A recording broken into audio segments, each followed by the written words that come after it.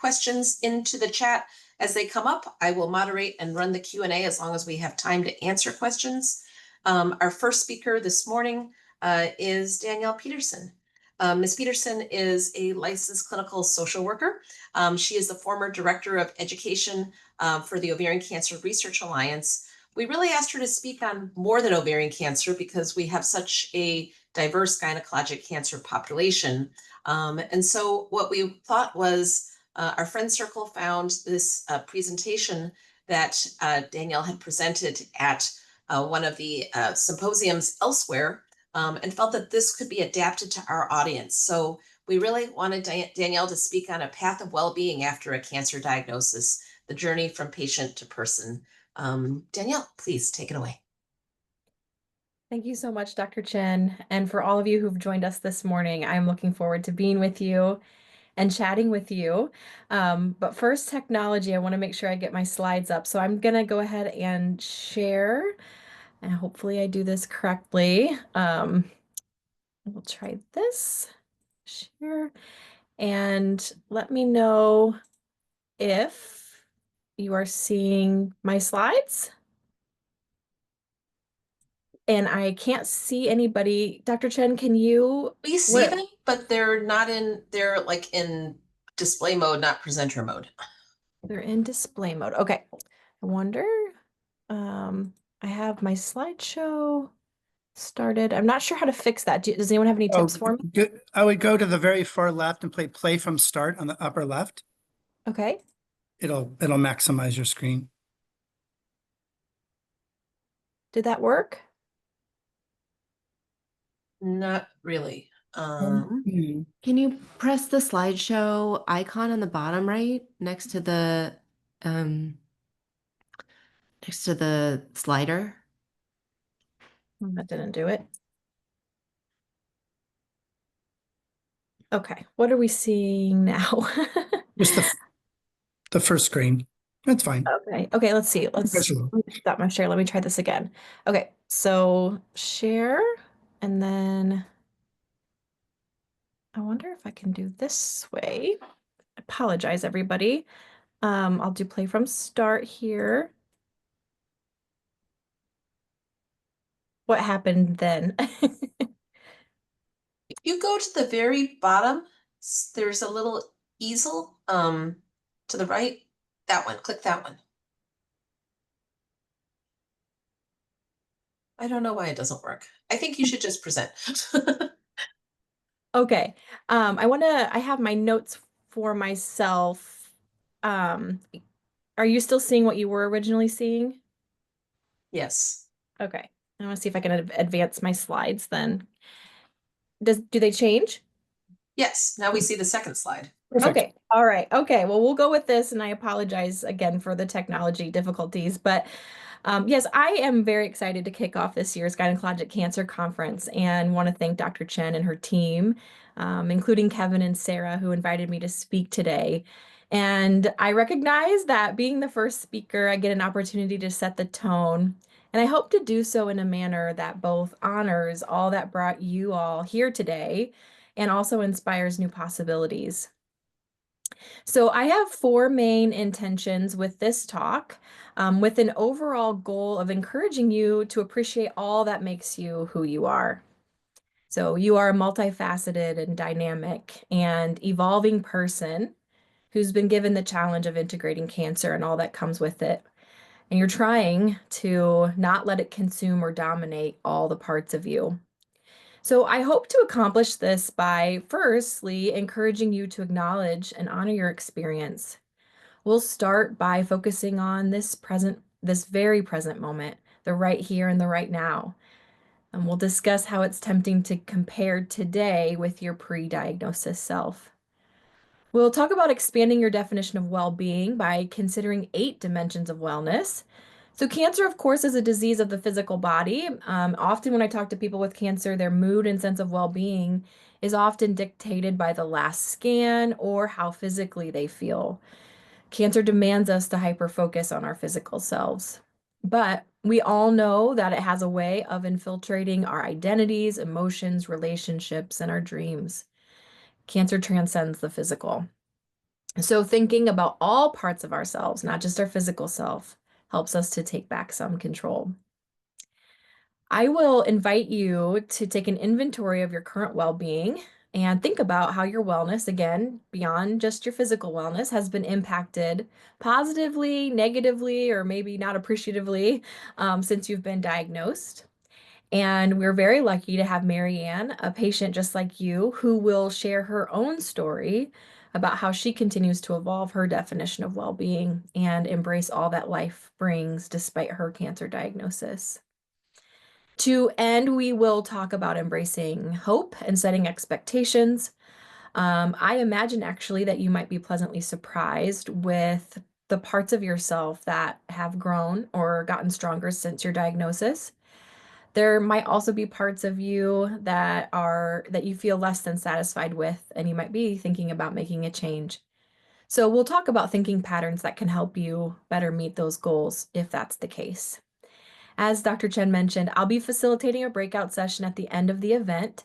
And during this breakout session, you'll get a chance to spend more time thinking about your unique situation and setting some goals for yourself. So I hope you consider joining me. Quickly, a little bit about myself. So I've had the privilege of working with people affected by cancer for over 10 years. And because of the people I've met from doing that work, I have become convinced that every person holds an innate resilience and power to grow. So no matter the difficulty, setback, challenge, or loss, I do believe humans are magnificently capable. I'd like to be transparent that I have not been diagnosed with cancer myself, and I come to this work from an education and experience perspective. I'm a clinical social worker and certified oncology social worker. Lastly, given my race, gender identity, educational background, health, and many of the other aspects that make me who I am, I do hold a lot of privilege in this world. So we are all creatures of our cultural conditioning, and I want to recognize that my cultural perspective has limits. Okay, so we've gotten kind of the housekeeping out of the way. We're going to go ahead and get started with the meat of the presentation. And I am just going to invite you to take a moment to get comfortable in your seats and take a few deep breaths. Maybe shake your legs out a little bit, get comfier in your chair, wherever you might find yourself. And again, just start by thanking yourself for making the time to show up today. Our first job when we think about wellness is to explore what it means to have non-judgmental acceptance toward ourselves and our realities. So you are here. You are here. And non-judgmental acceptance is the practice, and it really is a practice because it is not natural for most of us, of acknowledging our thoughts and feelings and behaviors or experiences without labeling them as good or bad or right or wrong. They just are. So we try to acknowledge these experiences with openness and compassion as opposed to criticism or suppression, holding them down.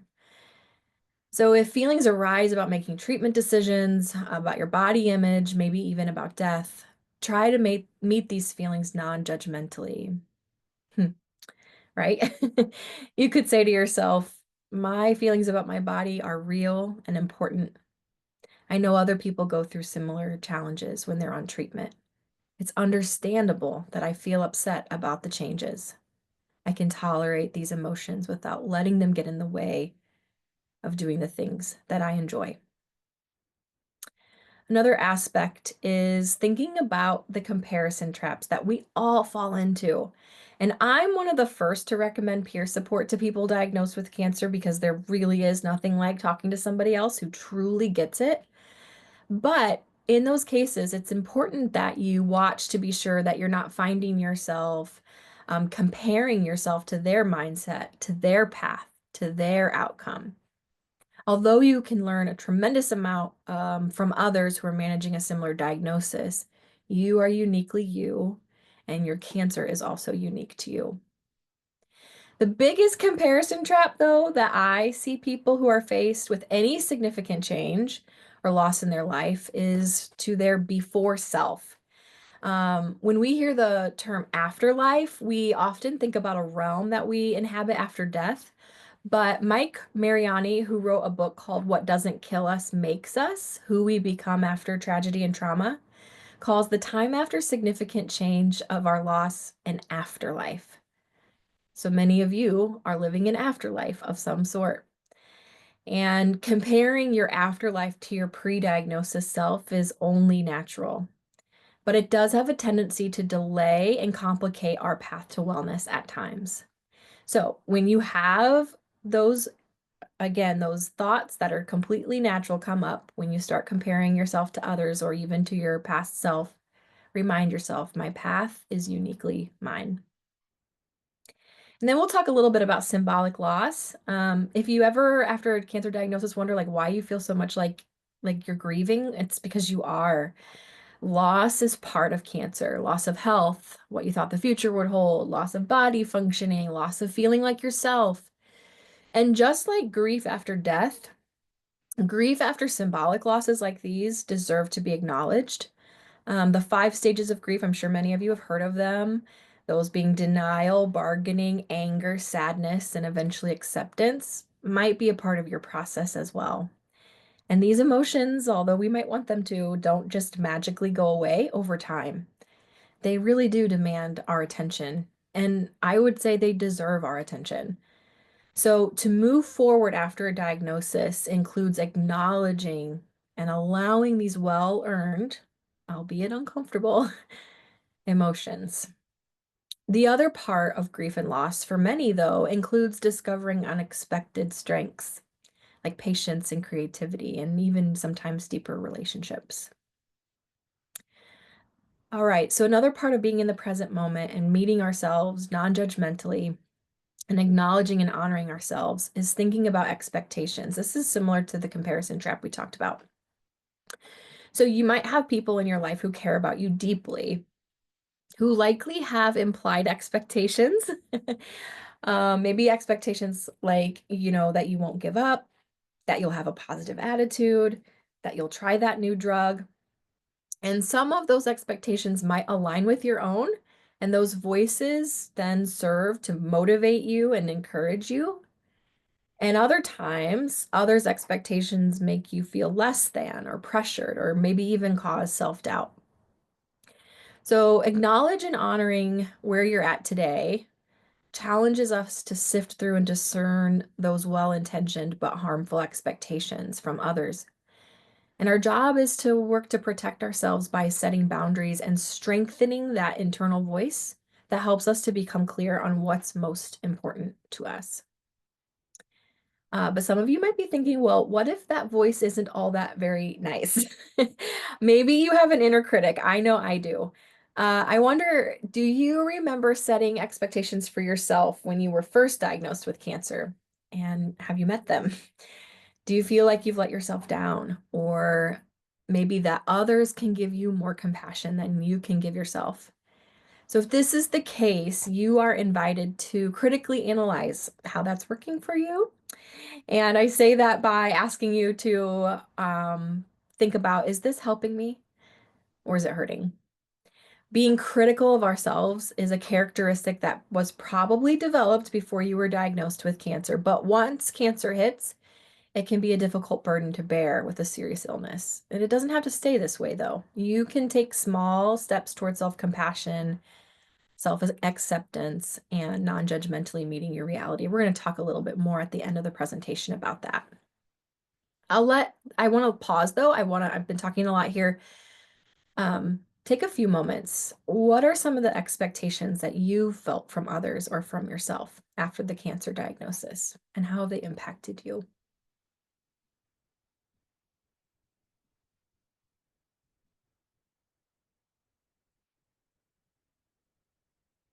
Okay.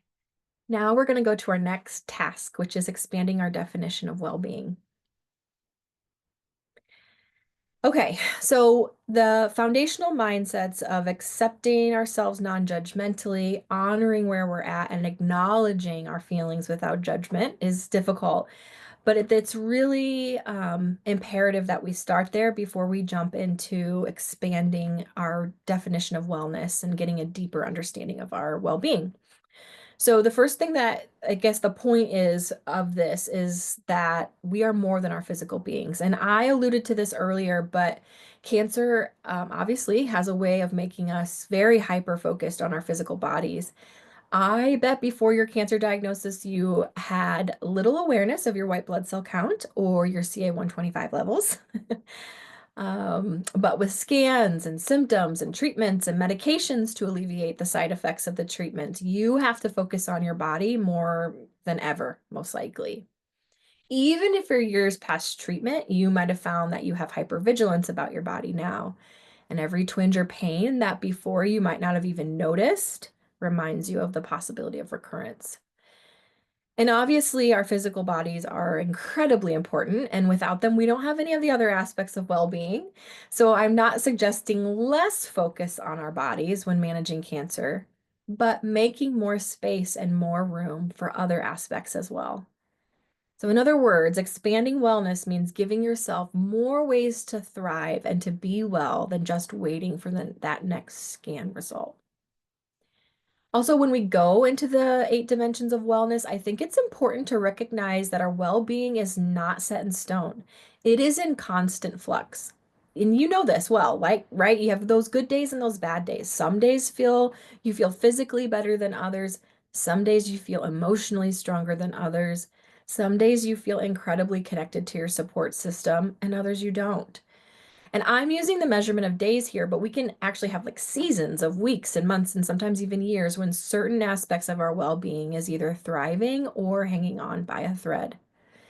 And wellness is also bi-directional, meaning that obviously we impact our well-being, right? And we're going to talk about that more, especially if you come to the breakout session, because I'll be encouraging you to do just that. Think about the ways that you can grow in these dimensions of wellness. You do have some control over your wellness. You impact your well-being, but your wellness also impacts you. So in states of high wellness, you might find yourself feeling very strong, both physically and emotionally. You might find you're more open to challenge, more flexible during times of stress. When we're in states where our wellness is low, we can feel hopeless, struggle to find motivation, and might even have a desire to isolate ourselves. We also want to acknowledge that our environment matters. We all have different levels of access to resources, and no doubt, if you have financial security, you might have more access to gyms, healthier foods, more leisure time. And if we live right near the water, can walk to it in a few minutes, our ability to capitalize on nature's benefits is different than if we're living in an apartment where our windows only face another person's apartment. So your external circumstances does have an impact on your well-being as well. But my hope is that when we go through these dimensions, which we'll do next, you'll start to think of your health and well-being as being more dynamic with more opportunities to define yourself as a well person beyond just, again, your physical self. I'm hoping that these categories aren't necessarily new to you, and I want to start by saying they are not an exhaustive list. I'm just putting some ideas here. And if you come to our breakout session, I'm really going to encourage you to make these categories your own. But generally speaking, we'll start with physical, of course. So what is physical well-being? Well, it's relating to our physical activity, our sleep health, our nutrition, our commitment to preventing chronic illness and injury, using substances responsibly and minimally, and following through with medical advice. Emotional health would be identifying and communicating our feelings, acknowledging that we can have a span of emotions, and that no emotion is a bad emotion. That's that non-judgmentalism.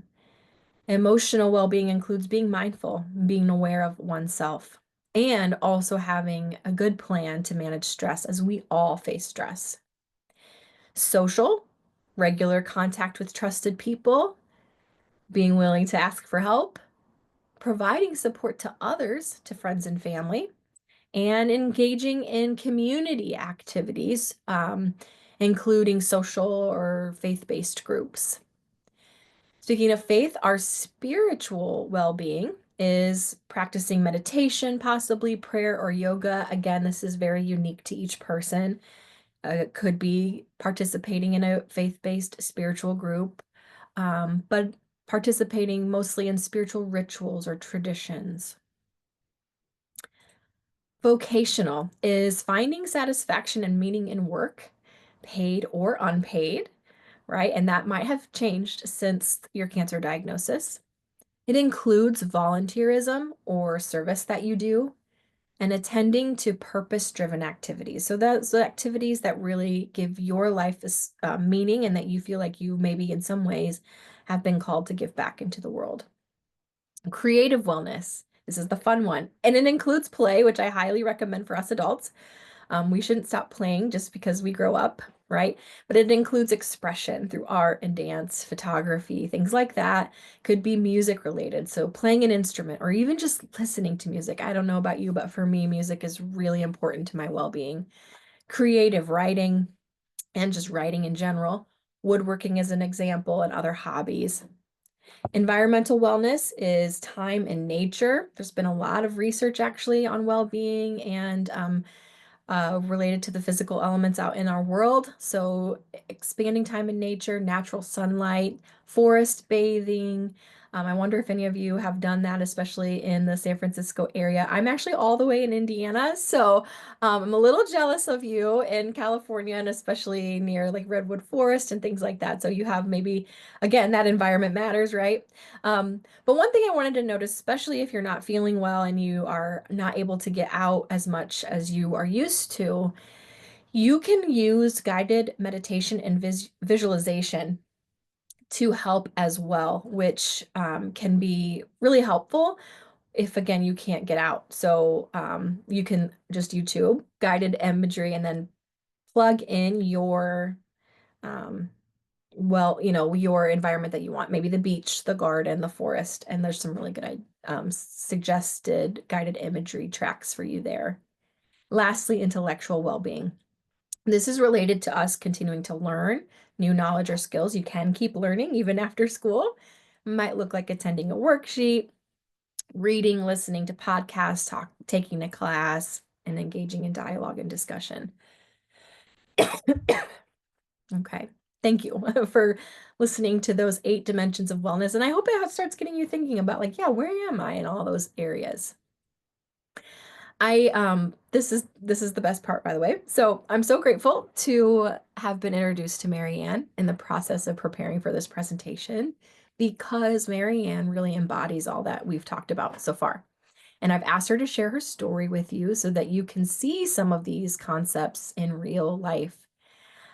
So take note of how she remained open-minded and flexible and expanded her focus in many different dimensions of wellness.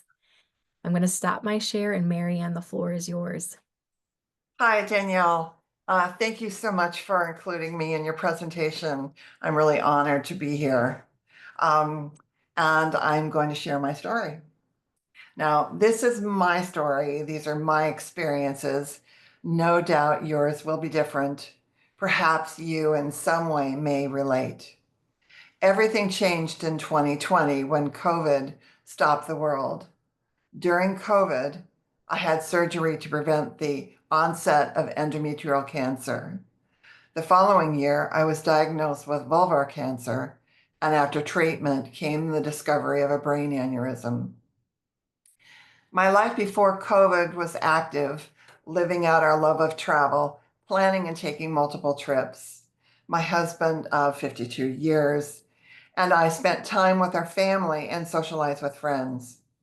We appreciated our lives. Living with multiple medical problems is still difficult. We all have transitions in life, moving from infancy to becoming a grandparent. But this was not a transition I'd planned on. I allowed myself to grieve the loss of my prior life. Releasing tears was very therapeutic for me.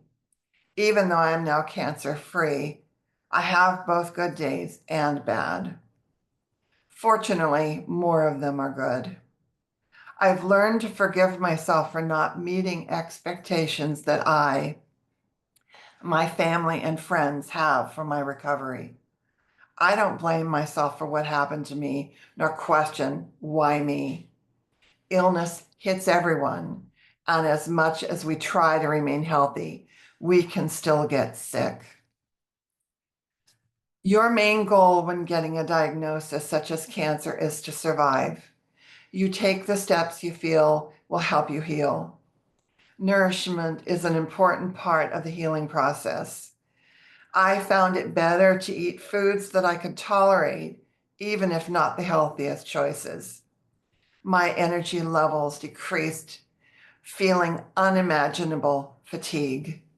I worked hard to transition from patient back to person. Even though I no longer have cancer, I still slide back into being a patient. Many people have mentioned they have difficulty embracing their new normal as well. I have survived, and I recognize I am thriving, slowly returning to do the things I did in the past, but at a different level. My body is not as strong, but I'm also older. I have returned to exercising, but find it easier on a stationary bike, enjoying it more while watching something on my iPad. I make good food choices, but don't fully eliminate the sweet desserts that I love. Walking is now easier, but distances are shorter, taking fewer steps while enjoying the outdoors. It is important for me to find something to laugh at and search for my daily dose of humor on Instagram. Streaming shows also keeps me entertained. I always have a book on my phone that I can enjoy reading at any time. For example, waiting in my doctor's office. I recognize the importance of surrounding yourself with things that you love and enjoy. Flowers make me happy and always have bouquets throughout our home. Having cut short our long distance traveling, we explore our beautiful city, San Francisco, discovering places we've never seen, even though we were both born here. We are surrounded by beautiful parks, interesting architecture, and art venues. Though our traveling is kept closer to home, we can experience different food cultures without having to have a passport. The Italians have a saying that translated means the sweetness of doing nothing, teaching us to slow down and find joy in our life. During COVID, I needed an outlet to focus on that I'm sorry, I lost my that can guide you through. Okay. All right. Okay. I'm sorry. During COVID, I needed an outlet to focus on that would take me away from the turmoil of anxiety I was feeling. I discovered that I like to paint, something I'd never tried before. YouTube offers an array of videos that can guide you through producing a piece of art. I then went to Pinterest for inspiration. The end result looks nothing like my inspiration after I've added my personal touches and selected color choices. I found that I loved it. I don't consider myself an artist, although I have been called one. The wonderful thing about art is that we all have different tastes. And fortunately for me, some people like what I create. More recently, I discovered podcasts and listen to them when I paint. And by paint, I use alcohol markers, which are really easy to use. In my mornings, there is always gentle instrumental music in the background. That is a relaxing way to start my day. What I have learned is to be kind to yourself, except you will have both good days and occasional bad. Find what makes you happy. Discover new projects or revert to old passions, ones that you have enjoyed but put away. I would like to end by sharing a piece I found on Instagram, written by a young cancer patient who goes by the name of Danny Trops. Sometimes surviving means smiling when you don't feel like it. Sometimes it means hiding the panic the exhaustion, the anger, just to make the world comfortable. Being a cancer survivor isn't just about finishing what people see as active treatment or being lucky enough to move on. It's about learning to navigate a life that feels different, heavier, and more complicated than before. We grieve the things that no one talks about: fertility worries, friendships that fade, the fear that never really goes away.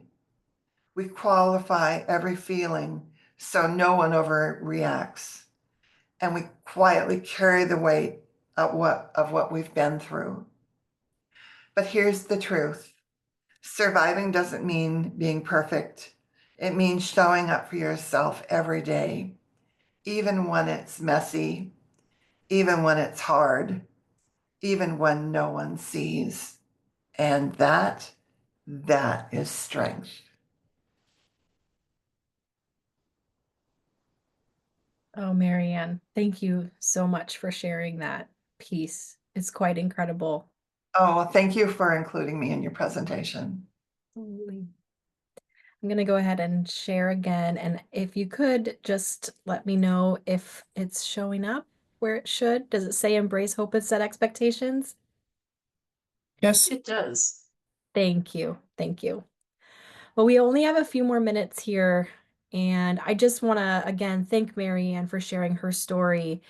It highlights many of the things that we just talked about, including choosing to invest in many aspects of wellness after a cancer diagnosis.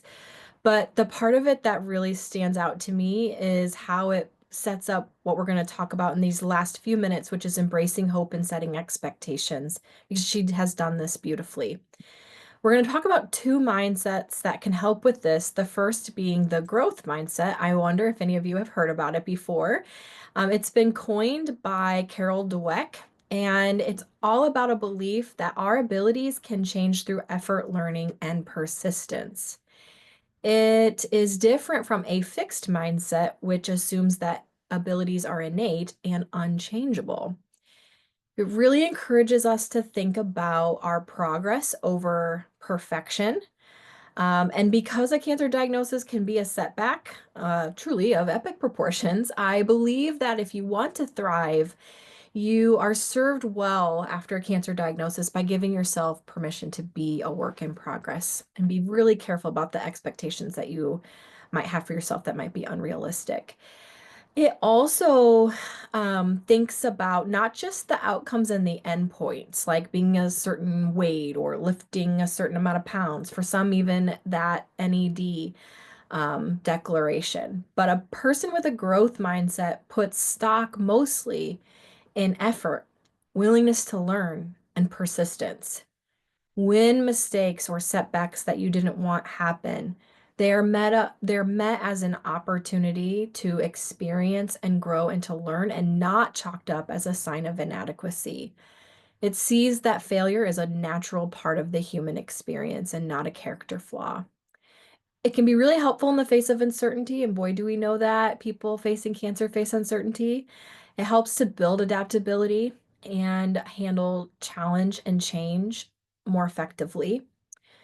It also, because of that willingness to see possibilities, often lends itself to more innovation, collaboration, and problem solving. My favorite part of the growth mindset is the power of yet. And I really encourage you to think about this, but if you have something that you say that you could never do, for example, I can't talk to my partner about my fears, or I can't talk to my doctor about wanting a second opinion.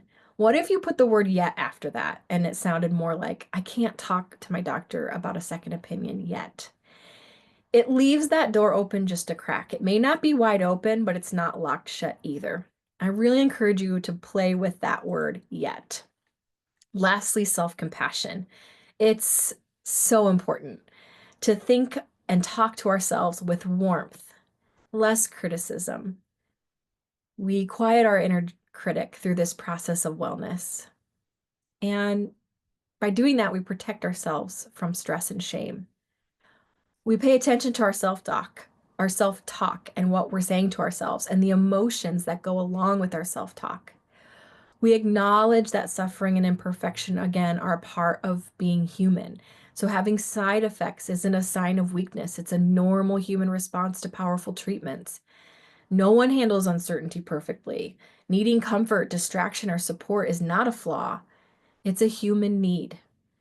And self-compassion encourages us not to obsess, but rather be aware. It's different from, I can't stop thinking about the cancer coming back. And I must be weak for not being able to let this go. It's more about just acknowledging and making space for awareness, saying something like, I feel anxious about this scan. Just acknowledging. And so we're out of time here. I know we talked about a lot of big concepts, things like non-judgmentally, meeting our whole selves, expanding our definition of wellness and mindsets. But if you remember just one thing from my talk, I hope it's that being human means facing your cancer diagnosis and the setbacks and challenges that go along with it, but it also means resilience and holding strength and the ability to keep growing. You are a whole person and your well-being can evolve. Again, I hope you join me for the breakout session where you'll get a chance to apply everything that I talked about to your unique situation. And again, thank you so very much for having me.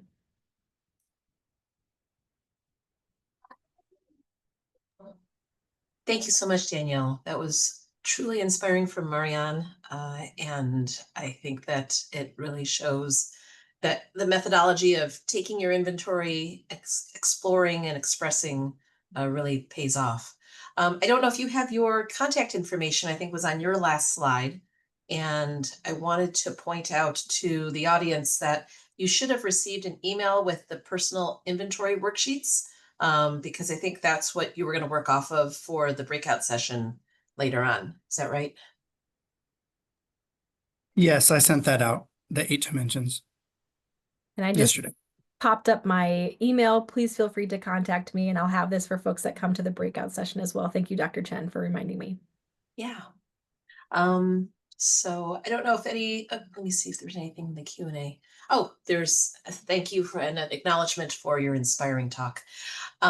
So I wanted to remind the audience that the breakout session today will include more of Danielle Peterson. And again, as you know, we think about the different dimensions of wellness and how can we apply this to ourselves. That will be at 12:15 and at the end of our symposium. So stay on, and I think there's a different login for that, but log in later on.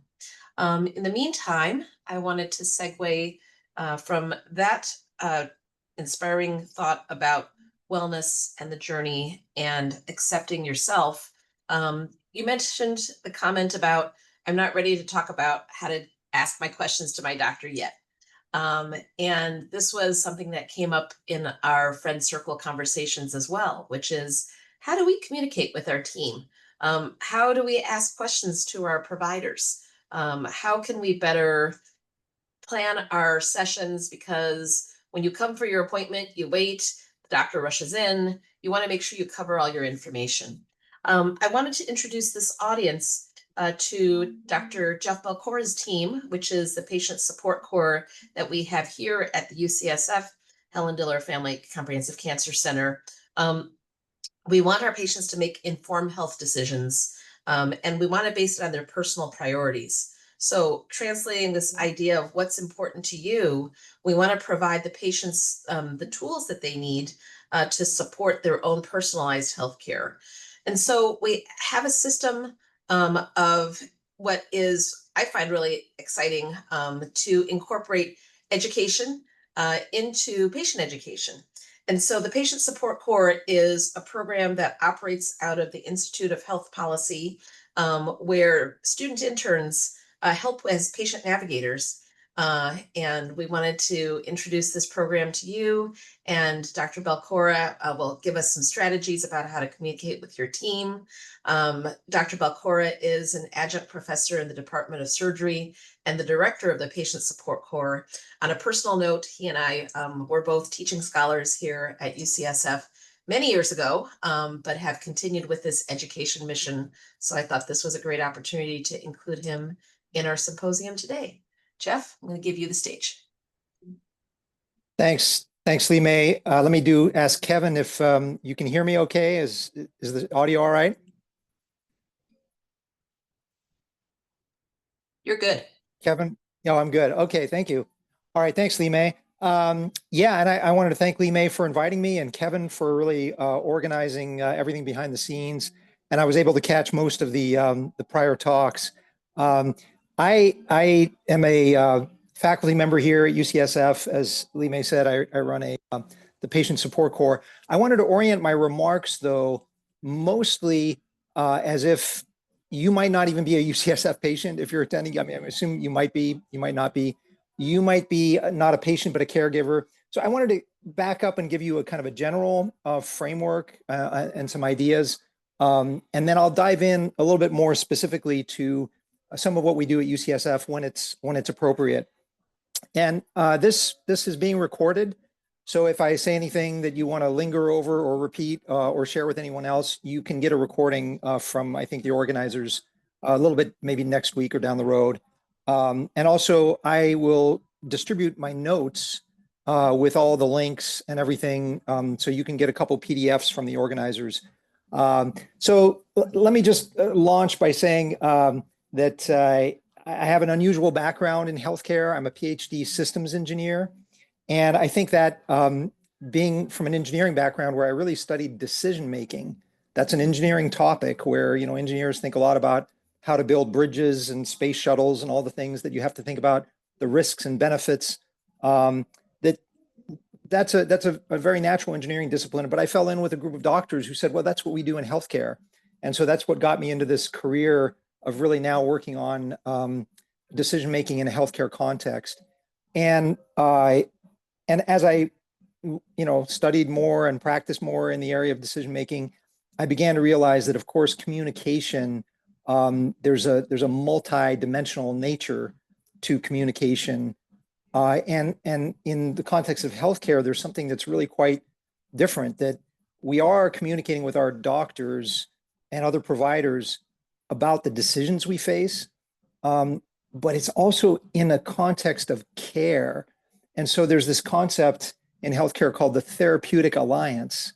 And so I just want us to keep that in mind, that as we're talking about communication and communicating with your care team, there are at least these two goals. Maybe there are other goals too, but at least these two goals of how can we communicate so that we can make better decisions?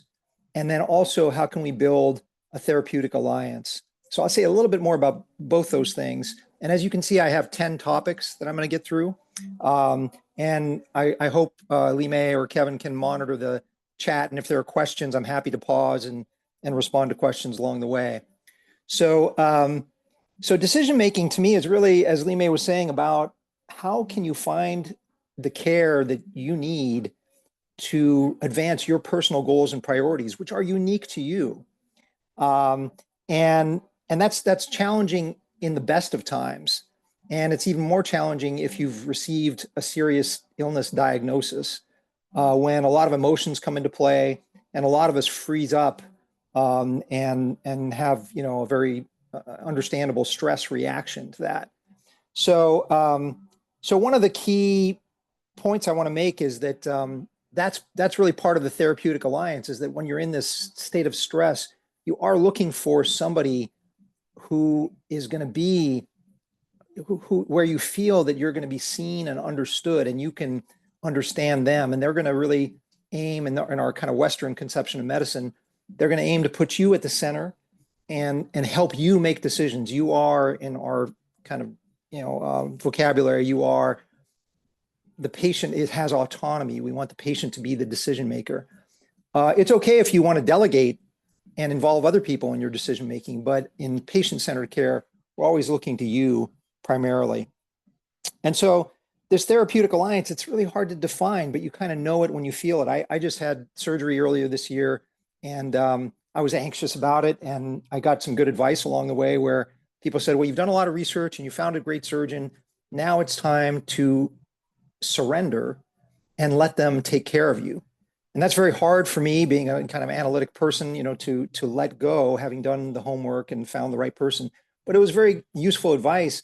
And then just as I was going into the OR and the anesthesiologist was about to take me out, the surgeon looked down and smiled and said, "Don't worry, Jeffrey, I'm going to take good care of you." And it was that, that was a moment of therapeutic alliance. I'm telling the story just to say, I did. I felt relaxed. I felt safe. I felt in good hands. And so that's what I think all of us want to be looking for. And if you don't have that, we all deserve that. And it's, someone mentioned, I think Danielle mentioned second opinions, that's a very appropriate time to look for another opinion or to try to express to your provider if you're not getting the feeling that you need of safety and comfort and support. So, so that's point number one, is really like, let's keep the main goal in mind. We're trying to make decisions and we're trying to establish a bond between the patient and provider. Because we're all under such stress when we get a diagnosis, there's a key role in communication and in sort of project management around your healthcare. And many of you have experienced this, directly. You know that it's extremely helpful to have a personal advocate. And this can be a family member, a friend, a neighbor. It can be yourself if you're coping, well enough. And you can even hire a professional patient advocate. So I have a link here to the National Association of Healthcare Advocacy Consultants. And we, of course, at UCSF and other health centers, we try to provide social workers, and in my case, we have a team of students that can play some of these roles, but really you still need a quarterback on the patient team that is on the inside, the sort of inner circle on the patient side. So, so I just wanted to mention how critical it is to really shift, if possible, from this experience of receiving an illness diagnosis and being understandably in more of a passive role to making the shift to a little bit more of an active role where you are saying, okay, this is a project. Like, I am going to need help. I'm going to need project management help. And sometimes the help that you need is not the help that's right in front of you. Like sometimes family members are extremely well-intentioned, but you may have family dynamics that don't lend themselves well. I'm trying to be diplomatic about this, don't lend themselves well to somebody actually being your personal advocate and note taker, et cetera, et cetera. And sometimes it might just be that they don't take good notes, or their emotions are, under stress as well. So it can be very appropriate to go ask a friend or a neighbor or someone in your faith community, or, whoever might be accessible to you. There are so many people out there who are willing to help. And if you actually find somebody who you think would have a good skill set for accompanying you to appointments, to being, as I'm going to say in the next section, being a record keeper and a note taker for you, that is a really key role and worth trying to find somebody who can play that role for you. So I'll move on. Topic number 3 on my little list here was record keeping and note taking. It's actually interesting now. This has both an electronic and a paper component. We haven't, gotten rid of paper, nor should we. But there's a lot of things that are happening electronically. So I do think it's, you can take advantage of some of the good things about the electronics. Like if you are digitally, savvy, to have like a Google document where you just keep track of everything related to your care, and you can share it between yourself and this hopefully personal advocate you have, or family members or friends or whoever's helping you. But it's also important to keep track of all the paper or your notes that you take on paper. Sometimes there's just nothing faster than keeping a notebook. And when the doctor comes in the room, or when you're, get a phone call or you get a message, to really just be able to write in one place. So I put some links here to an accordion binder and a notebook, just that you have the supplies you need and a way to organize them. So some of these things I'm mentioning are quite tactical, but I found that it makes a huge difference. Like often when I'm in a healthcare setting with family members and someone comes in or starts talking, I'm the only one who has a pen and and something to write on. And so, I get to be the record keeper. And then afterwards, everyone appreciates, because information often goes in one ear and out the other. So these are small things, but they're not trivial at all in terms of the bigger communication strategy picture. Now, as we go along our healthcare journey with communication, I want to distinguish between if you're establishing care with a new provider, and that could be within the same institution, but you're seeing somebody in a new department, or you are going to a new institution. That first meeting is in a slightly different category from a communication point of view. And one reason that it's in a different category is you might not be able to communicate with your care team before you've met with them over the patient portal, which is usually part of the electronic communication we're going to talk about next. So that first appointment that you schedule, we sometimes call it establishing care. That's a really important time to prepare in advance. And one of the things I would say is often you're talking to a scheduler or somebody who might be also have a title like new patient coordinator. And even within the same institutions, practices really vary. So, and these people are going to be quite busy, but you want to actually prepare for your interaction with them as you schedule an appointment. If you're doing it by phone, maybe you'll get to speak with them. Otherwise, maybe you're doing it over email or some other electronic form of communication. But you really want to get their guidance on how you can be an effective communicator, at least up to the time that you have your appointment and then maybe beyond. And so some of the things you can look for are, is this person someone you can communicate with? Do they have a direct email address or phone number? Or is there a more general number that they're going to give you? But they sometimes have a direct line, and you want to keep that handy in case things change or you have questions as the appointment approaches. Can they send you a sort of a test email so you can see that you're getting messages from them and they're not going into your filters or spam folders or whatever it might be? Can they help you get set up on the patient portal, which we'll talk about again a little bit more in a minute, because that's going to be a critical interface for messaging back and forth. Are they willing to give you, I think I mentioned a direct phone number, and who can you ask questions to between the time you schedule the appointment and the time the appointment happens, if you're trying to get records to someone or, all these things that can happen. And if you're going to have a virtual visit, which is happening more and more frequently and can be, quite convenient, are they able to just coach you a little bit on how you can practice using the system? Some of them are Zoom systems, other healthcare institutions use other systems. You really want to practice using those. And most of them have a way that you can practice, because otherwise you could end up spending valuable time in your appointment just getting onto the system or experiencing a barrier. So I want to talk, that's point number 5 I want to talk about now is the patient portal, and then we'll talk more about accessing virtual visits.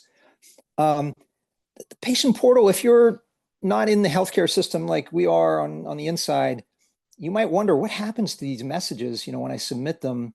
Often you can only message your care team 24 hours after you've established care and had a first appointment. And there are legal and other reasons for that, that you really have to have established care before you're communicating through the patient portal in most cases. And in many cases, you can also still call your practices, but the patient portal is pretty handy in the sense that you might pull your doctor's name from the dropdown and submit a message to them, but it's not just your doctor who's checking that inbox. Usually there's a whole healthcare team that monitors the inbox. And that's good because, your doctor might not be on call all the time. And these other people monitoring the inbox, they will do something called triaging, which they'll look at the messages and they'll try to figure out who needs to see it and who can act on it. Now, this can be a little frustrating because sometimes if your message isn't urgent, it will get triaged for a little bit more of a delayed response. And it's okay. You can check back and submit additional inquiries through the portal. Sometimes the squeaky wheel does get the oil. So, but in principle, no one should be dropping the message entirely. It might just be a little bit delayed, but they are triaging them and sorting through and hopefully getting back to you. So I'm still on this thread of talking about your establishing care appointment.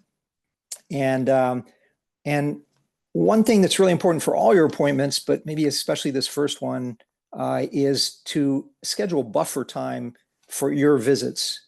And what I mean by buffer time is that even for you getting into the appointment, whether it's through technology, if it's online, or in person, there can be friction and delays for you on your end. And so it's really good to just anticipate those and start, leave plenty of time for parking if you're going in person, or transit or whatever. Leave plenty of time for the transitions, getting from your where you get dropped off to the actual appointment, allowing time to get lost. And then the same things still happen, with virtual care online, that you need to allow time for the systems maybe not to work so well. I'll talk about those next on your end. And then there's also buffer time for your visits where your provider may be delayed. And when you're making those appointments, if you can get early in the day appointments, you're at lower risk of being delayed. But any time of day, your provider could be late. And that's almost always because they're spending extra time with a patient who really needs it. So it's not that there's any laziness or people don't want to run late or whatever. It's really they're working hard, and it's pretty much unavoidable for them to deliver care the way they want to and the way patients deserve. So now we're going to get into the accessing virtual visits, and I'm just going to repeat some of what I said about practicing in advance and being ready. Don't assume that because you've had successful Zoom visits in the past that you'll be all set up for success. You do really want, as the time approaches, to make sure you're going to be in a good location with a good internet connection, that it's going to be a quiet environment where you can hear what's going on. If you're going to have multiple people involved, you might not want them over speakerphone or over the speaker of your tablet or your computer. That can be hard to hear. You might want to see if they can log in separately from their own devices and have headsets on, or otherwise have a kind of a good audio connection themselves. There's a lot of other tips here. Those are more the tactical things. I do want to talk strategically about, when you've had this appointment, whether it's establishing care or whether it's a follow-up visit with someone you already know, recording it, audio recording the visit is, the best strategy I know to assure that you will, if not right then, later, be able to absorb and understand and act on all the advice and information you're getting. And there's a lot of confusion about recording. On the inside in the healthcare system, there are sometimes signs that say, recording is not allowed. What they mean by that is usually video recording, because what they're worried about is if you're video recording in a clinic, that you're going to catch somebody else's personal health information on a whiteboard or, somewhere, and that could be what we call a breach of patient privacy. So, however, audio recording, and especially if you say to your provider in California and many states, you have to have the permission of all parties to a recording to make a recording. And your provider might wonder, like, well, why are you going to record like the physical exam or something? That's not where you want to record. You want to tell your provider, when we get to the educational portion of the visit, do you mind if I audio record? Or do you mind if my personal assistant here, my personal advocate, audio records? And that's just, since the 1960s and 70s, there's a tremendous amount of evidence. Back when they were using cassette recorders, I should say back when I was using cassette recorders, there's a tremendous amount of, evidence that this is a really powerful intervention, that it really works well to help when we give patients recordings. On average, if it's a significant appointment they've had, on average, they listen twice and they involve 2 other people in reviewing the recording.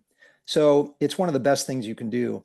And at the end of my talk, which I'm getting to in a couple minutes, I'll mention some of the things we do at UCSF to try to make this a little bit more systematic. Now, on your way into the appointment and throughout your care, it's really important to keep a written list of questions, like a running list. I know many of you do this. It's so critical, because otherwise, often you freeze up when you get into an appointment and you forget to ask even the things that were keeping you up at night, for the last week. And then we've all been here, you kick yourself on the way out or afterwards when you're like, oh, I forgot to ask, the most important thing or one of the most important things.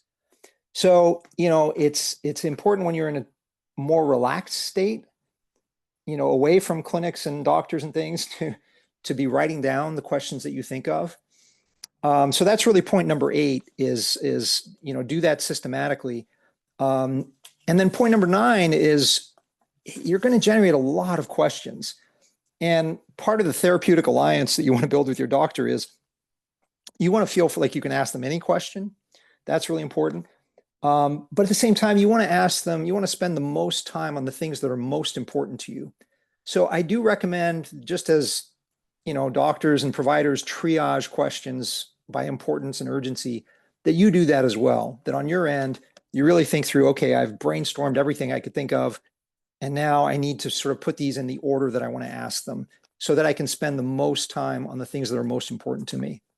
And one of the key distinctions around questions is like, what are the strategic questions? So now we go back to the goal of communication being decision-making, and really strategic questions are the questions about the things that are going to have the longest term impact. So usually that's things like the risks of the care, the plans that you're discussing, the benefits, the longer term side effects and complications, et cetera. And then you can work your way down, and there may be other people that you can ask about the more tactical or even logistical questions, parking or whatever the issues you might face in getting your care. But really trying to reserve for the right person the most strategic questions you have for that person's level. Yeah, and so we talked about recording already, and this could be a kind of a segue for me to talk about the programs we offer at UCSF. So the Patient Support Corps is something that when patients at UCSF get a new patient packet, and we tend to focus on those establishing care visits because they are usually the most stressful and we have limited resources. So we want to typically focus on new patient visits.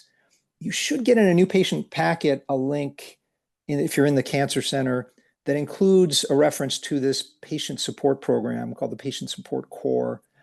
And if you request it, we will do our best to match you with a kind of a personal assistant who will be a trained college student who's a pre-health, like they want to be a doctor or a nurse or a physician assistant. They're on that track. And if you think about it, there's no one really better than a college student to help you with technology and note-taking and thinking of a list of questions. This is what college students do. They spend all their time doing this kind of thing. So, and they're very well trained. They respect patient privacy. They know how to use all of our systems. They're what we call affiliate employees. So they get badged as employees. Instead of getting paid, most of them get academic credit as a part of a service learning course. So I will provide, the links and the numbers. They're on here on this slide, and we can also follow up with them. This is pretty much by request and by referral. So our doctors can refer to our program if they have a patient that they think, could really benefit, or you can self-refer. And so a lot of that is just because we don't yet have the resources. Someday maybe we will be able to really spread this program and scale it up to a very large scale. But for right now, we sort of, can work with a limited number of people. And so we try to find the people who, really need the most help. But that could be you, or it could be someone you know. So, don't hesitate to contact us. And then there are some strategies we recommend to people, like the cancer support community has a helpline called Open to Options that will help you brainstorm a list of questions, which is one of the things my college student interns do. And we think you can also self-administer by taking a recording on your phone, et cetera, do some of the things that our student accompaniers do with our patients. And the students are virtual, so they Zoom into appointments, whether the appointment is a Zoom appointment already, virtual appointment, or even if you're in person, they can Zoom in the way an interpreter, language interpreter might. So I think I'm hitting my time limit. I do want to just pause here and see if there are questions or anything I can address. Lime, I don't know if you want to facilitate or who can help me. I'm happy to do that. So in the chat, there's a comment about an organization called the Patient Advocate Foundation. And I'm wondering if there's any comments that you want to make about the different groups and how patients and family members can vet those types of resources. Yeah, so there are happily a lot, and so the ones that I mentioned certainly won't be the only ones. The ones I have the most familiarity with in the Bay Area are the cancer support community and an organization called Bay Area Cancer Connections. So those are the two that I refer people to, all the time, and they tend to have very, very good experiences with those organizations. The Patient Advocate Foundation rings a bell. I'll have to Google it and remind myself, exactly about that one. So maybe I can send a follow-up message to you, Lee May, about what I find. Off the top of my head, I can't remember, what to say about it. But yeah, I think that the two that I mentioned are really, really strong. Great. And I think that there's also a comment about survivors helping newly diagnosed individuals. And I think that those are programs that also exist at different institutions, but obviously, we'll talk a little bit more about advocacy and giving back. These are things that we can structurally create at our cancer center, with our student teams. Obviously, having survivors help requires a group of individuals who are able, willing, and can be coordinated. And so I don't know if that has ever been brought up at our cancer center or in other cancer programs, Jeff. Yeah, so our cancer center has a patient family advisory council and a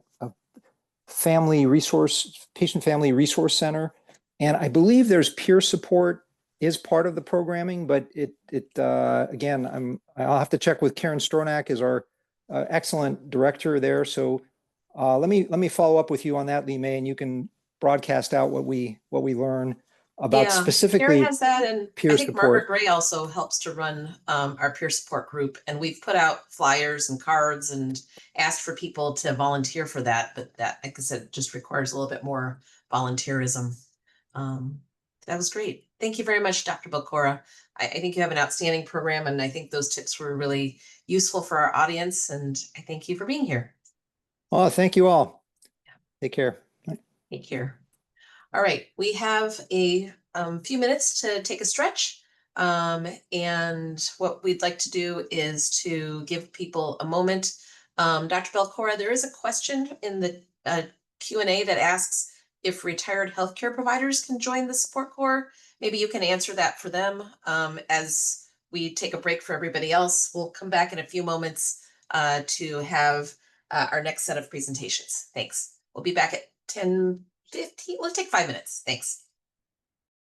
All right, if I'm still live, I can say on the issue of volunteers for the Patient Support Corps, it's interesting. Volunteers are really a different category. So what happens at UCSF is that we can bring students in with insurance and liability protection and a lot of training in a way that actually we're not able to do with volunteers. So I don't know if that's going to change over time, because I would love to have, the big tent with all kinds of people. But because we're a teaching institution, we do have this special category for trainees where we can actually put them to work in different ways. There's also labor relations issues. So I'm just sorry to tell you right now, no, there's not a way to get community volunteers involved with the Patient Support Corps. But it is a good training ground for our next generation of college students who are pre-health. Thank you so much. We'll take a quick break.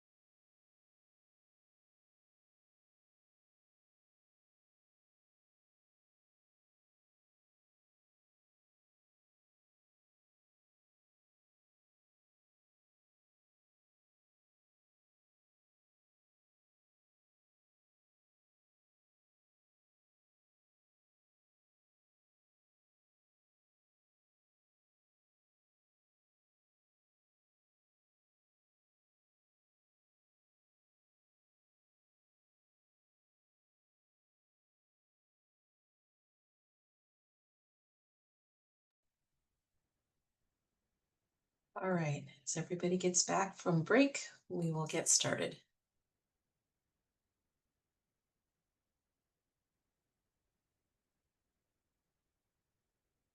Hey, welcome back, everybody. All right, we're going to move on to our next section of our discussion today. And we're going to continue the therapeutic alliance between our missions here in the Division of G1 Oncology, between research and our patients. Our next speaker is Dr. Stephanie Cham, who is an assistant professor in our Division of G1 Oncology. She is a researcher who is supported by the National Institute of Health Women Reproductive Health Research Scholarship. And in that, she is really looking at helping to reduce disparities and improve perioperative outcomes in our gynecologic cancer patients. She has a particular focus in our vulnerable populations and really thinking about different ways of developing interventions that are scalable, that are using new delivery technologies. And I wanted to let her highlight her research today. She is in dialogue with one of our patient advocates from a group called Survivor. And so we'll have a chance to hear from Gilma as well. Dr. Cham, I'm going to give the floor to you, and thank you for being here. Thank you so much for having me. I feel like every year at the symposium, we highlight different types of research, and I feel so thrilled to be able to share this kind of research with the group today. So my talk is titled Patient-Centered Outcomes Research in Gynecologic Cancer. As Dr. Chen said, I'm something called the Women's Reproductive Health Research Scholar, and I, of course, take care of patients, but also love looking into questions that I see in the clinic and seeing how we can improve care for our patients.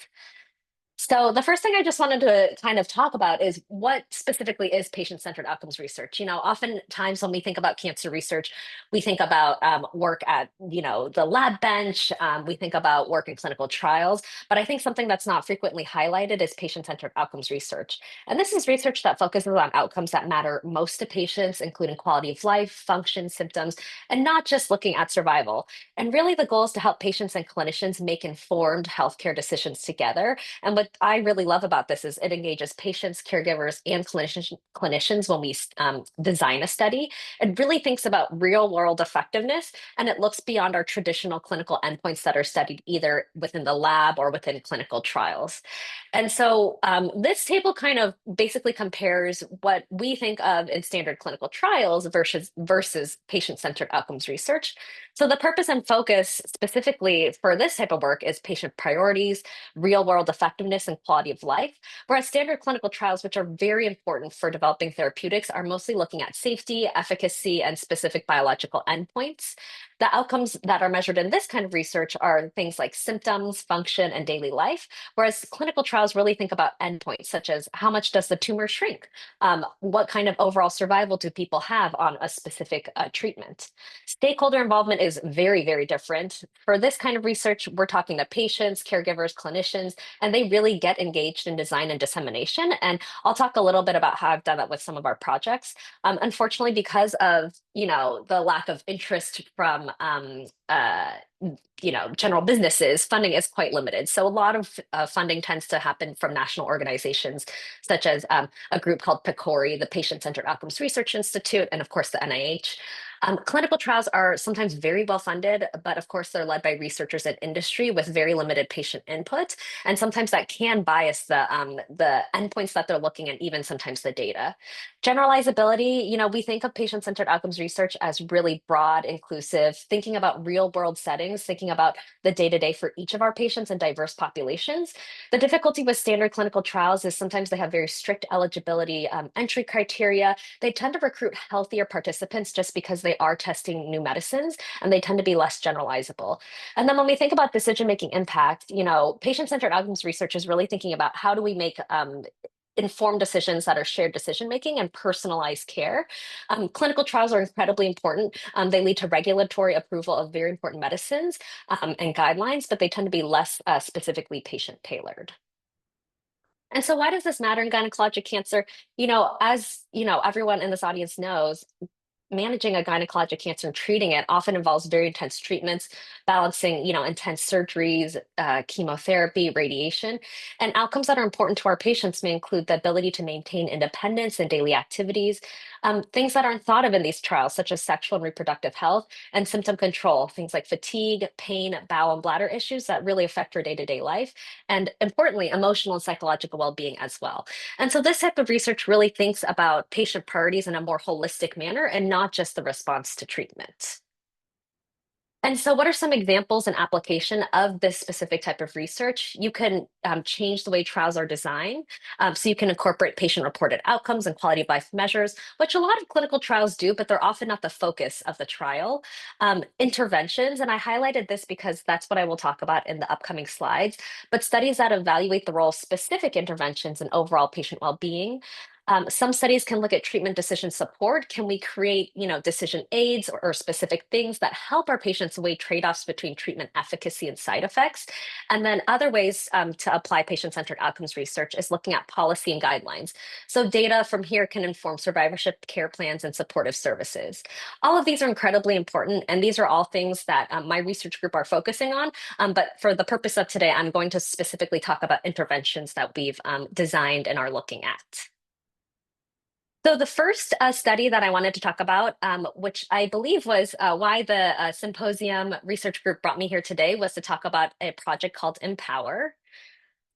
And Empower is a study called Exercise and Movement to Promote Our Patients with Gynecologic Cancer to Enhance Resiliency.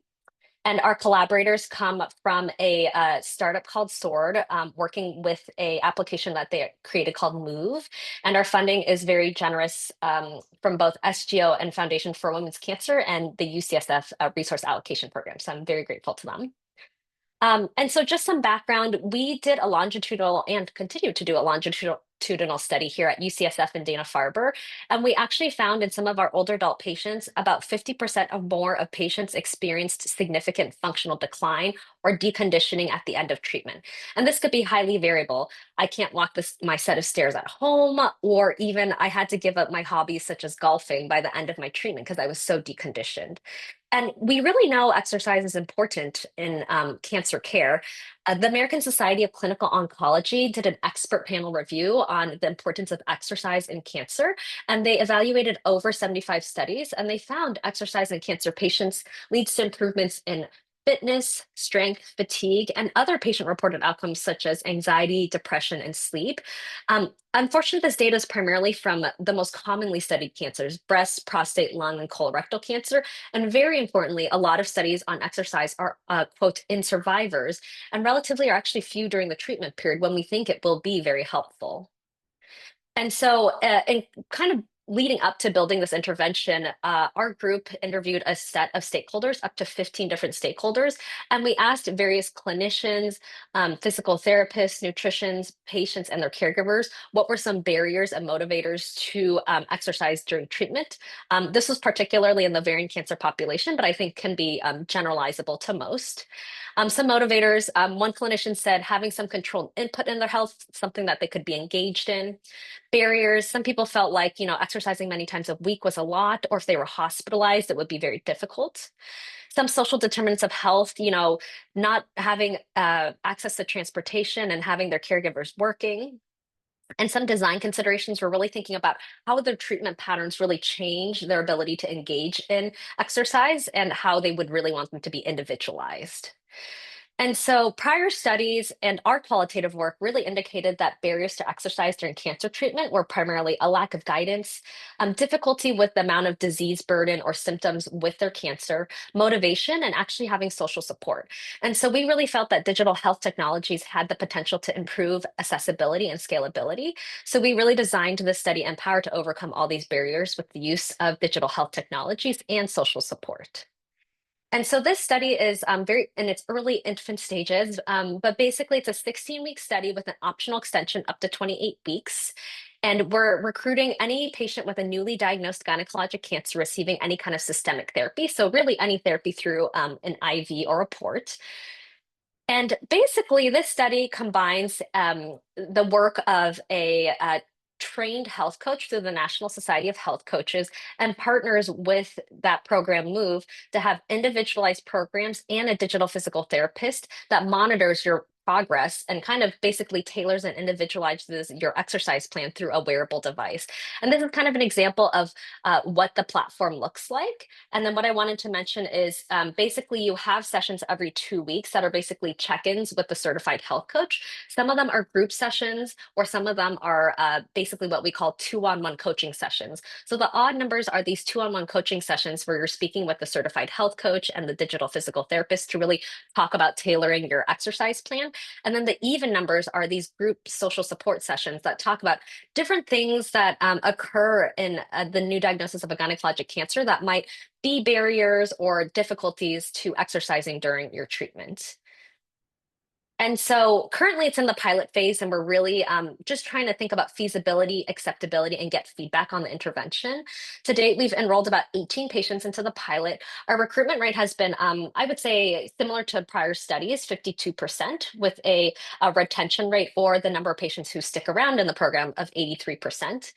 2 patients have completed, quote, the full study, and both gave overwhelmingly very positive results about the study. They both strongly agreed they would recommend Empower to other patients. They felt it aligned with their personal goals and felt it was beneficial. And interestingly, both patients opted to continue past week 16 and wanted to continue the program afterwards. And so our next steps are recruiting 15 or more patients in stage 2 of the pilot, evaluating our results, modifying the intervention, and hopefully doing a larger randomized study. The next project I wanted to talk about, which will tie in nicely to our next speaker, Gilma, is a project called Capricorn. And I think this does also tie in very nicely with the talk from before, talking about support services for our patients. So this study is titled A Community Activated Partnership for Research in Improving Cervical Cancer Outcomes, a Resource and Navigation Pilot Study. And our collaborators are a national and international organization of cervical cancer survivors called Survivor. And Gilma, our next speaker, is really going to detail a lot about this program and this survivorship network. And our funding is through the Helen Diller Family Comprehensive Cancer Center through a Community Engagement Award. And what we really know about cervical cancer is there's a higher incidence and mortality in specifically marginalized populations. We've seen poor outcomes linked to insurance, rurality, race, ethnicity, and socioeconomic inequality. And all of the things I've starred are actually different projects within our research group that have been published. Previous work, specifically here at UCSF, showed disparities in the receipt of guideline-based treatment and specifically delays to care that were associated with fragmentation of care. Fragmentation of care is when you receive different parts of your care in different facilities, and that's very common for our cervical cancer patients, particularly because they have to receive intensive radiation treatment, and they often do that closer to home, or they receive their chemotherapy closer to home, but they're kind of being split between multiple hospitals, providers, and facilities. The other thing we saw was insurance status played a huge role in delays to treatment, private versus Medicare versus Medicaid. We saw significant differences. And one thing that we are starting to learn more about is community health worker interventions. And basically, community health worker interventions have really been proposed as this cost-effective solution to help coordinate people's care and increase access to high-value care in marginalized populations. And so we in building this community health worker intervention, built something called a community advisory board, basically a group of participants and stakeholders within the network of providers and patients we care for. And we basically had 4 patient caregiver pairs that were representative of these high-risk populations. They had to have treatment for cervical cancer within UCSF within the last year. We also had 2 members of Survivor, just to really understand what cervical cancer advocates really would propose for this community health worker intervention. And then we had 5 providers involved, 2 GYN oncologists, 1 nurse practitioner, 1 clinical nurse, and 1 social worker. And with this community advisory board, we had 3 stakeholder meetings, and we basically identified 4 critical themes that were big issues in our cervical cancer patient population. They said that through these 3 stakeholder meetings that there was a lack of education and awareness that was associated particularly with a cultural stigma. There were unmet social needs that were limiting access to care, things like access to transportation, financial barriers, et cetera. There was a lack of emotional mental health support, and they really, really wanted wanted peer support in this setting, and then significant insurance and financial barriers. And all of these four themes led to the design of this intervention that we are going to pilot this fall. So this fall, we will begin piloting a community health worker to help navigate care for our patients. And what was very specific about the Community Advisory Board is they felt strongly that it actually be a cervical cancer survivor. And so we actually reached out to Survivor and basically involved one of the survivor advocates, Gilma, who's going to speak next. This service and intervention will be offered to all newly diagnosed cervical cancer patients. And basically, this is an intervention and extra support service we're hoping that will help our patients. It's going to involve regularly scheduled peer support. It will range from just basic education to providing resources to looking at social needs screening to really empower patients to see what they can do to help improve their outcomes. And then we'll be evaluating various outcomes, including a specific research outcome called patient activation, but also really thinking about participant satisfaction and feedback on how we can improve our program like this. So those were, let me just rewind. Those are two studies that our research group has been doing. We have a number of other studies, but I think those were very specific to this work. I would be remiss to not mention that, this kind of research and cancer research in general is in jeopardy, just sort of in recent changes in the last 1 to 2 years. There's been a lot of, attention and hopefully continued attention on how there have been major funding cuts. And this is the kind of work that's in jeopardy. So I just want to mention that, and I would be remiss if I didn't mention that. I want to thank all of the patient care and caregivers who have been involved in this work, my mentors and collaborators, my amazing research team, and all the institutions who have supported this work. And if you have questions or want to learn more, we have a nice new website available, or you can connect with us in other ways.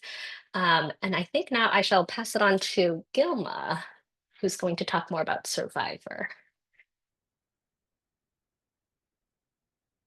And I apologize, I've not been looking at the questions, but I will respond to each of these.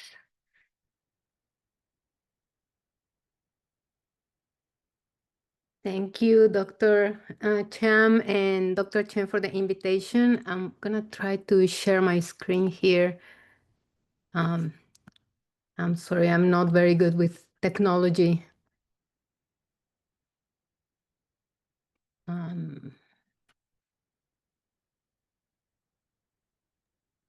That looks great, Gilma. Looks great. Okay, thank you so much. Well, good morning. Thanks for the invitation, Dr. Chen, Dr. Cham. My name is Gilma Pereda. I'm a metastatic cervical cancer survivor and patient advocate. And today I want to share with you my story and a few other interesting things. Now, I want to talk to you about my cancer journey. I was first diagnosed when I was 42 after having a series of abnormal PAPs in my late 30s. I didn't know much about HPV, so when I heard the word cancer, I was both surprised and terrified. I received the typical treatment for the early stages of cervical cancer, which is about 8 weeks of very intense chemo and radiation. And things were so hard, I almost gave up, but luckily I achieved remission 6 months after my diagnosis. As you can imagine, it felt amazing to have a second chance in life. I wanted to eat the world, and I acquired a new appreciation for my body. So I took very good care of it. Everything was great. I was so happy. But then the COVID pandemic hit. And many of us suffered these consequences in different ways in those days. So to me, that translated in financial difficulties. So I moved to Monterey. And I missed a couple of screenings due to the lockdown. A few months later, I started having weird symptoms. But since my doctors were in my old neighborhood in Santa Clara, getting a diagnosis took longer with all the driving back and forth. And after weeks of tests, I received the awful news of my metastatic recurrence on Halloween of all days. I had a big tumor in my right lung and cancerous bone lesions all over my body. My treatment included a neck neurosurgery to stabilize my cervicals. I had a fracture. And yes, I had cervical cancer in my cervicals. The treatment included a strong chemo cocktail and many rounds of immunotherapy. So if the first time was a sprint race, the second time was a marathon. It took me 2 years to achieve remission, but I made it. And right now, my main goal in life is accept what it is, just as Marianne shared before. Now, what helped me during my cancer journey? First of all, my family and friends. Their support was essential in numerous ways. Another big one, science. Immunotherapy was fairly new at the time of my diagnosis, and it definitely saved my life. I also took advantage of the resources offered by my local cancer center, like their nutrition and yoga classes.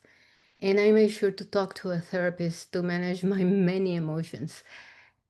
Today, I want to expand on my last point on this slide, which is connecting with Survivor. What is Survivor? Well, Survivor is a global community of cervical cancer patients and survivors that provides 3 main things. Number 1, they offer support and community, because all of us feel afraid and lost when we receive a cancer diagnosis. It's so comforting to talk to someone who has gone through a similar situation and understand our fears. Survivor has diverse support groups that suit the cultural needs of different demographics. 2, they provide information and resources. Survivor has a private Facebook group, which is a safe space to share and ask questions about a variety of topics, from side effects to the use of dilators or sex life after treatment. They also offer information about cervical cancer from trusted sources in their blog, their podcast, and newsletters, as well as social media. Lastly, they have a fitness program called Survivor Slim Down, and it's led by one of their ambassadors. And 3, Survivor offers a patient advocacy training once a year, in which those who are ready to transform pain into purpose can learn how to use their story to inspire their communities and support other patients, survivors. Their motto is, "You are not alone." And this is a wonderful group of friends who have gone through a lot, and they're always there for one another.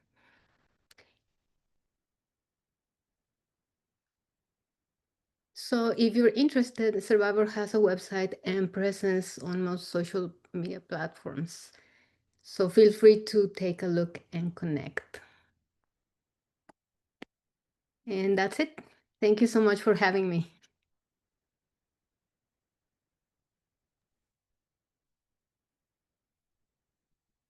Thank you, Gilma, and thank you, Dr. Cham. I think Dr. Cham's answering some questions in the chat, and the questions relate to the proof study, whether people can participate. And I think that Dr. Cham is giving us highlights there. Gilma, I think that you're highlighting the importance of community and really having people to connect to, both personally and your own circles, but also others who are sharing this cancer experience. So I thank you for gynecologic cancer awareness. This is brilliant. Don't know if you have any other thoughts, comments, Dr. Cham? No, there's been a lot of really great questions in the chat, specific to either specific research projects or things that were mentioned in building up to them. So I'm just getting through them one by one. But I think it sounds like a common theme in the symposium has been patient advocacy and really patient-centered care. So I felt so thrilled to be able to present some of the work regarding that. So thank you for inviting me and Gilma.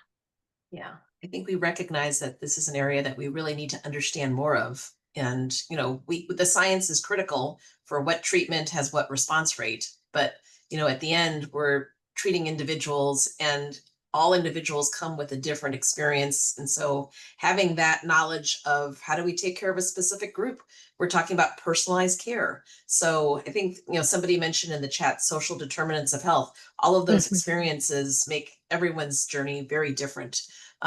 There was a comment about, some of the things that we're paying attention to in this year's symposium. And I would just add that it's important for us to get your feedback because some of this is what we're trying to incorporate in both the care that we're providing here at UCSF, but then also, some of the things that we are wanting to present to you at the symposium. So thanks everybody for your comments.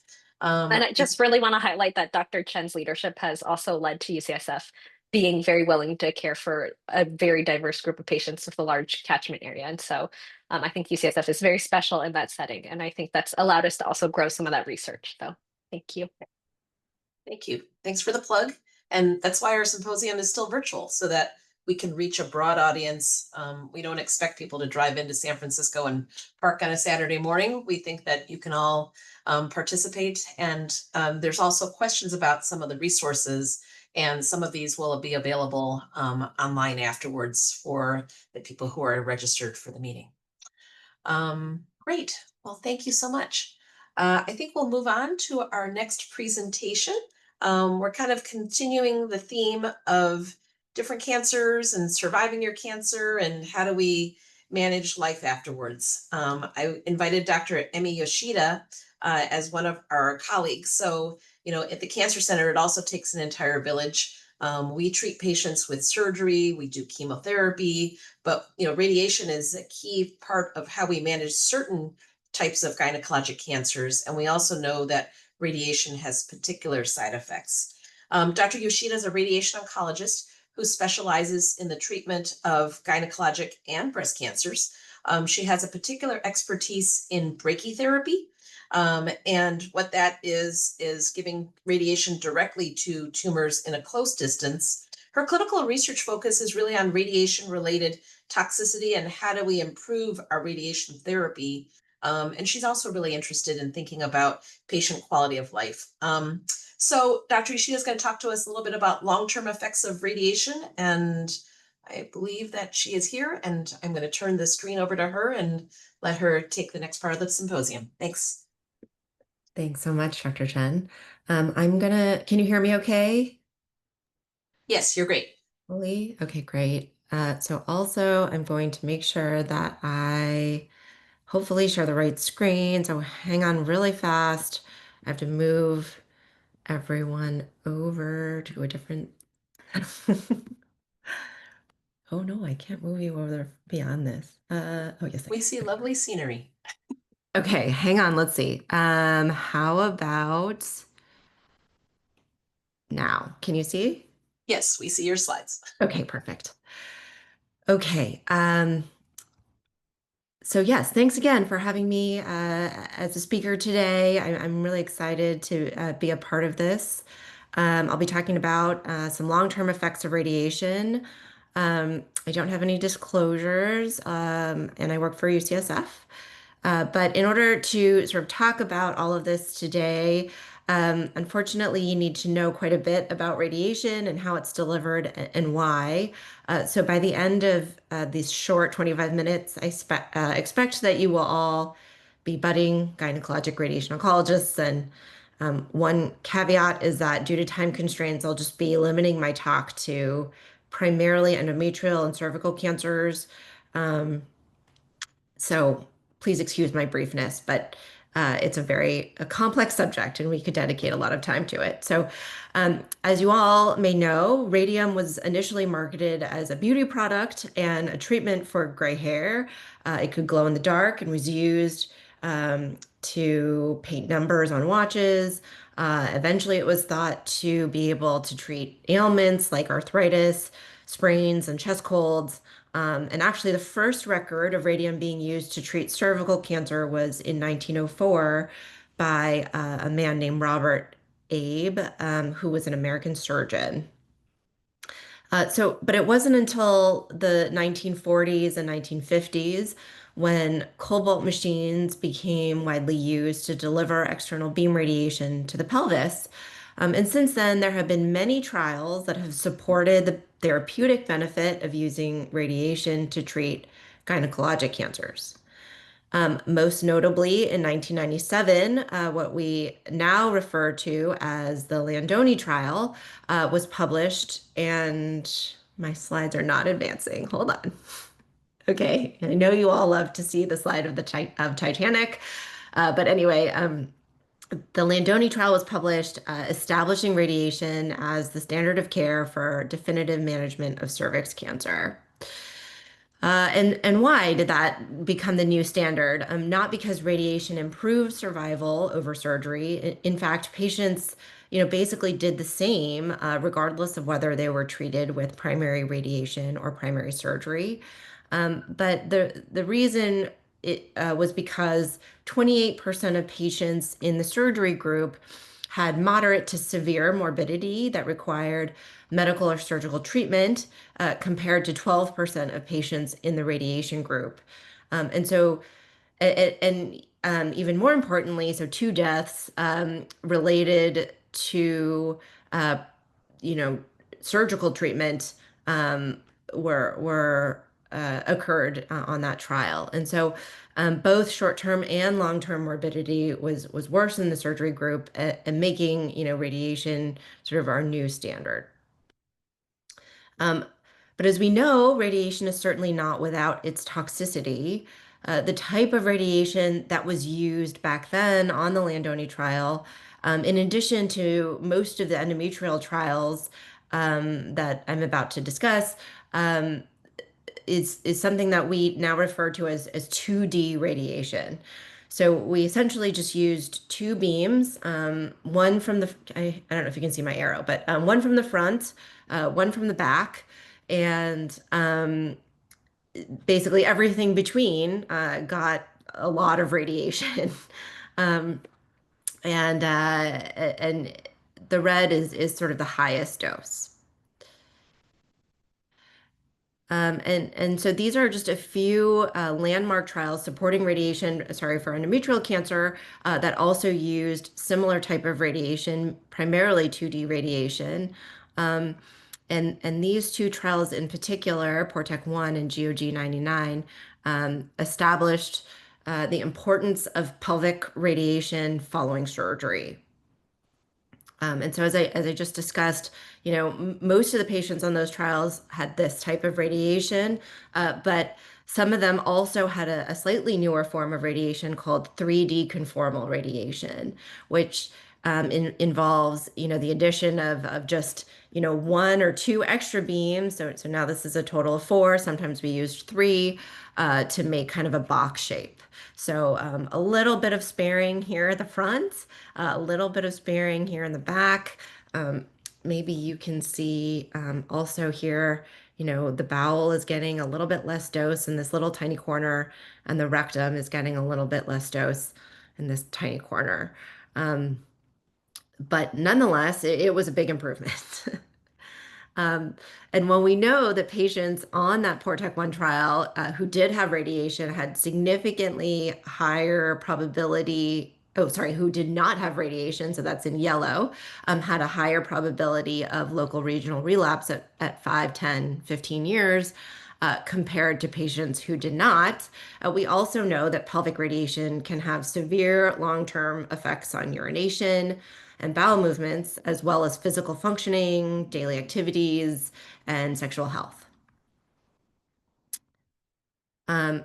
So these are some of the results of a long-term quality of life study done on patients on the PORTEC-1 trial. Remember, this is not meant to scare you. This was really, primarily patients who were treated with sort of more archaic ways, techniques of radiation. But these are sort of the urinary symptoms. We're looking at urinary urgency, incontinence, need to be near the toilet, and limitation on daily activities. And red signifies the proportion of patients who responded very much, gray is quite a bit, yellow is a little, and blue is not at all. So you can see that compared with patients who had no adjuvant therapy here on the right columns, patients treated with adjuvant radiation on the left reported significantly higher levels of each of these symptoms. And similarly for bowel symptoms, patients treated with adjuvant radiation reported increased levels of diarrhea, fecal leakage, and more limitations in daily activities due to bowel symptoms. So this is a pretty bleak picture in terms of quality of life, in my opinion. But luckily, we've made some pretty significant improvements in toxicity over the past 10 to 20 years. So in the early 2000s, advances in imaging and radiation delivery led to the development of a new radiation technique called intensity modulated radiation therapy. That's here in this last row.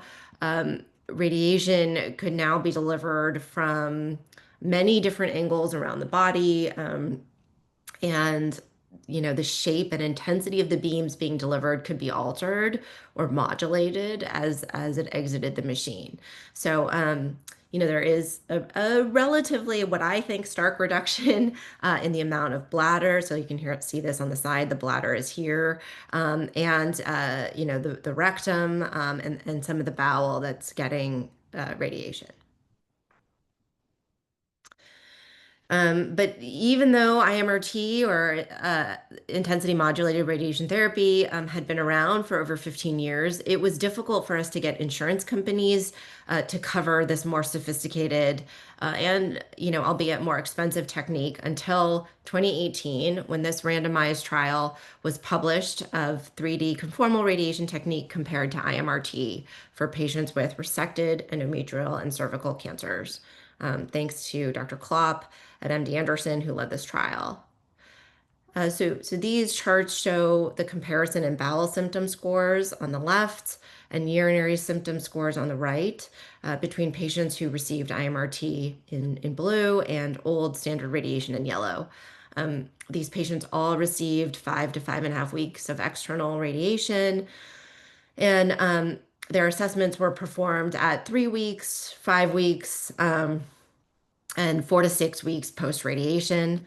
Obviously, the scores declined in both the IMRT and the standard radiation arms, but the decline was significantly greater in the patients who had standard radiation. And importantly, you can see that, at 4 to 6 weeks after radiation, bowel scores and urinary scores, to a slightly lesser extent, significantly improved. So that's great. What do we do, or what are some management strategies for these longer term bowel and bladder effects? So for chronic diarrhea or leakage, I usually recommend, anti-diarrheal medications like Imodium or Lomotil, eliminating raw vegetables and other high fiber foods from the diet, eliminating sweeteners, adding bulking agents, and there's some data for the addition of probiotics. For urinary frequency or urgency, antispasmodic medications, some dietary modifications like minimizing caffeine and reducing liquids at certain times. And for incontinence, whether fecal or urinary, pelvic floor rehabilitation, we have a great pelvic floor physical therapy group at UCSF that's been shown to improve function and strength of the muscles that are involved in controlling urinary and bowel symptoms or movements, as well as sexual function. And although in the past 10 to 15 years, an even more sophisticated form of IMRT called volumetric modulated arc therapy, or VMAT, has really become the mainstay of radiation to the pelvis. Treating cancer accurately and sufficiently is, arguably the most important goal, or at least one of the most important goals. And for patients who have known sites of disease at the time of radiation, such as lymph nodes involved with cancer, which are here in purple, and or sort of large primary cancers like a cervix cancer, it can be more difficult to spare normal tissues from radiation in order to adequately cover the disease. And for cervix cancer in particular, after this type of external radiation that's delivered daily for 5 to 5.5 weeks. They also require radiation delivered internally to the cervix and uterus. As Dr. Chen has already mentioned, this is called brachytherapy, brachy meaning short distance in Greek. And since radiation is delivered by a radioactive source that is applied internally through these sort of catheters or tubes, the proportion the portion of their radiation, this portion of their radiation is very focused, but nonetheless, they do receive a very high cumulative dose of radiation, particularly, at the back of the bladder, which is right here, as well as the front of the rectum, and of course, the upper vagina. So, what are the consequences of this potentially cancer curing treatment? We know that from quality of life studies in patients with cervix cancer undergoing definitive chemoradiation and brachytherapy, that many treatment-related symptoms can persist over time. And so here are some graphs that show, time from treatment on the x-axis and percent incidence on the y-axis of various toxicities associated with radiation. So once again, chronic diarrhea can be a problem. Certainly menopausal symptoms that can clearly remain a long-term problem, a long-term consequence as a result of radiation, and premature ovarian failure that radiation causes. Neuropathy, likely mostly contributed to by chemo, but potentially also from radiation, as well as sexual worry. And Dr. Kirschner from Austria is really at the forefront of this research on post-radiation sexual side effects and vaginal morbidity. As you can imagine, the combination of radiation-induced menopause as well as direct radiation changes in the vagina can result in increased vaginal dryness, pain during intercourse, and therefore, lower rates of sexual activity and sexual enjoyment. But sexual dysfunction is a very complex problem, although we are focusing primarily on the physical changes that cause sexual dysfunction today. I certainly don't want to underestimate that there are many mental, social, emotional, and environmental factors that contribute to sexual dysfunction. And as physicians, we're often underqualified to address, many of these factors, especially as, cancer-specific doctors. We have a lot of room to learn in this realm. But we need to be still diligent about asking our patients about these concerns and including other healthcare professionals who may be better trained at addressing them. As you can see here on the left, vaginal dryness, shortening, tightening, and pain are the most common physical issues we identify in the months to years following radiation.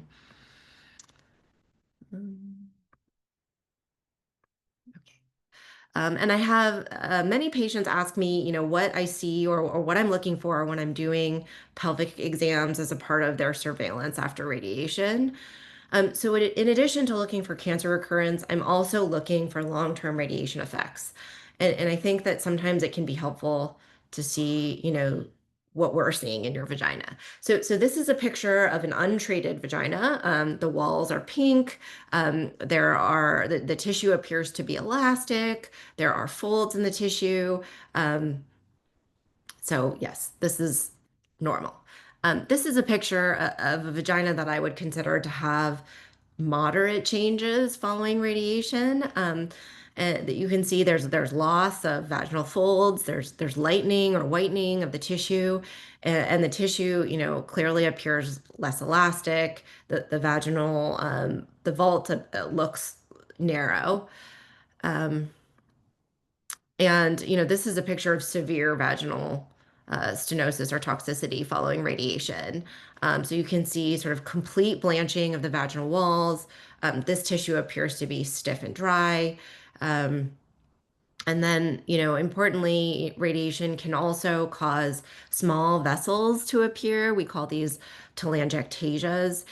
They can cause, bleeding with trauma. So that can be either with exams or with intercourse. And lastly, we can also see some agglutination of the vagina, meaning that the walls, the vaginal walls after radiation can be sticky, and they can cause the mucosa to adhere to itself here. All right, so what do we do about this? Vaginal dilators are widely supported as the most common and effective method to maintain vaginal patency. They enable, to a certain extent, sexual function and gynecologic exams for surveillance. But in addition, vaginal lubricants or moisturizers can significantly decrease pain associated with friction. Um, Vaginal lubricants are sort of the best for providing shorter term relief, but vaginal moisturizers can provide some longer term results, and as well as topical estrogen and hormone replacement therapy. There are many types of vaginal dilators available beyond the plastic ones that I provide. They can come in various sizes. Patients often prefer silicone over plastic. Handles are available for our larger patients or patients who are not quite as flexible. There are some that are curved and some that are expandable and have vibrating technology, which can help compliance. And recommendations regarding duration and frequency of dilator use vary pretty widely, unfortunately, due to the paucity of data really on the subject. This is a poll of U.S. radiation oncologists who treat gynecologic cancers regularly, and it's about their practice regarding dilator recommendations. So in the top row, you can see that most providers recommend to start dilator use within 6 weeks after completion of radiation. Most recommend 3 sessions per week, 5 to 10 minutes per session, and recommend that they're used for at least a year. Importantly, in 2017, when this study was published, most providers also believed that penetrative intercourse could replace dilator use. However, this study that was just published in February of this year demonstrates improved grade 2 or greater vaginal stenosis with regular sexual activity in addition to regular dilator use when compared to either of them alone. So that suggests that even if patients are engaging in regular penetrative intercourse, we should also be advising vaginal dilator use. And I usually recommend using vaginal dilator use in a non-sexual setting, especially before many patients restart sexual activity, just to make sure that they can build some confidence and have an awareness of what can be painful and depth and things like that. And in addition to improvement in grade 2 or higher vaginal stenosis associated with the regular use of vaginal dilators, there's also a statistically significant improvement in vaginal bleeding and a trend towards improvement in vaginal dryness. And this could also be because we're asking patients to use lubricants with their dilator regularly. Again, vaginal lubricants and moisturizers can be useful in maintaining vaginal health. These are available in a plethora of different forms, creams, suppositories, oils, gels, balms, and liquids.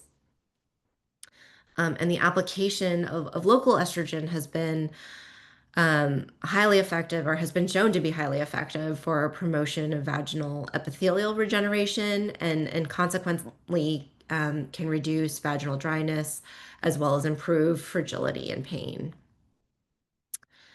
Hormone replacement therapy, particularly in cervix cancer patients, has also been shown to decrease vaginal dryness, vaginal shortening, and decrease pain during intercourse.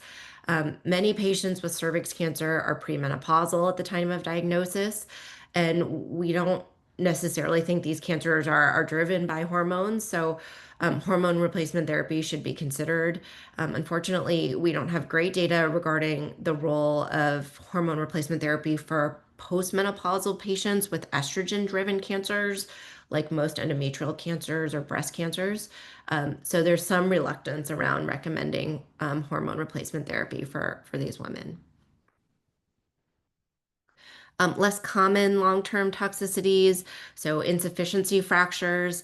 Sometimes we see patients that have pelvic insufficiency fractures after radiation, especially the patients that are sort of the most at risk for that are patients with osteoporosis or osteopenia.